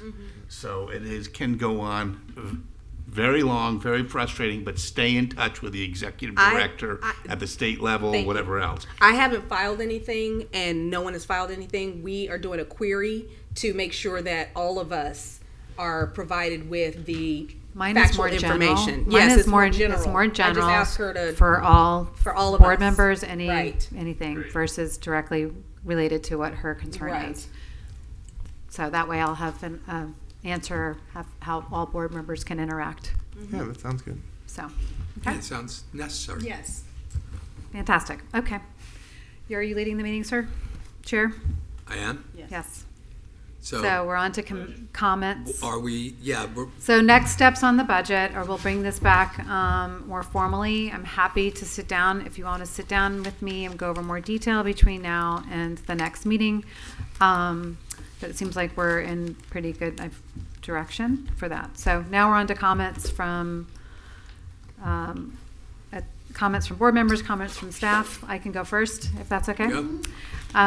So just as an update for you all, August 19th, this is next Monday, the City Commission is having their meeting on a Monday. Just August is a little strange with some of the timing. But we were asked to come back to the City Commission to present the rebrand that we had put together and we're supposed to present in July. So that is going to happen on the 19th. As I stated earlier, September 3rd and September 16th are also DDA presentations at City Commission. If any board members are available, we really appreciate, especially the chair, to be in attendance of those meetings, or all board members, just to show support if possible. And that's all I have. Okay. It's to the board members. Aaron? It was a long meeting. I just want to say I look forward to next year's Savor the F. Cole?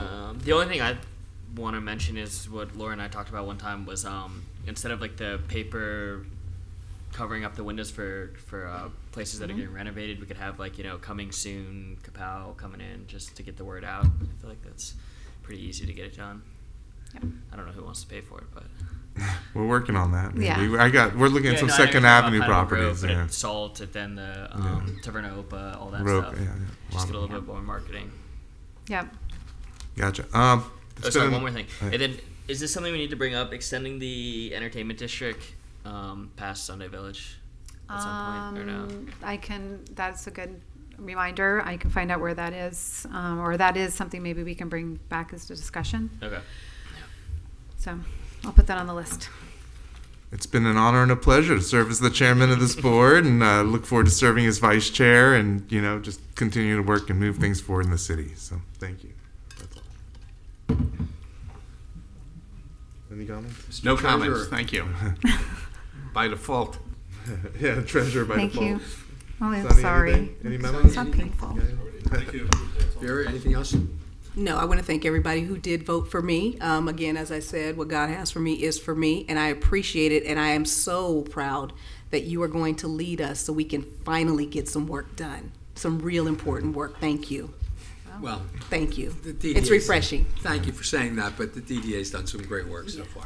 Al, before your comments, Quentin has some comments, please.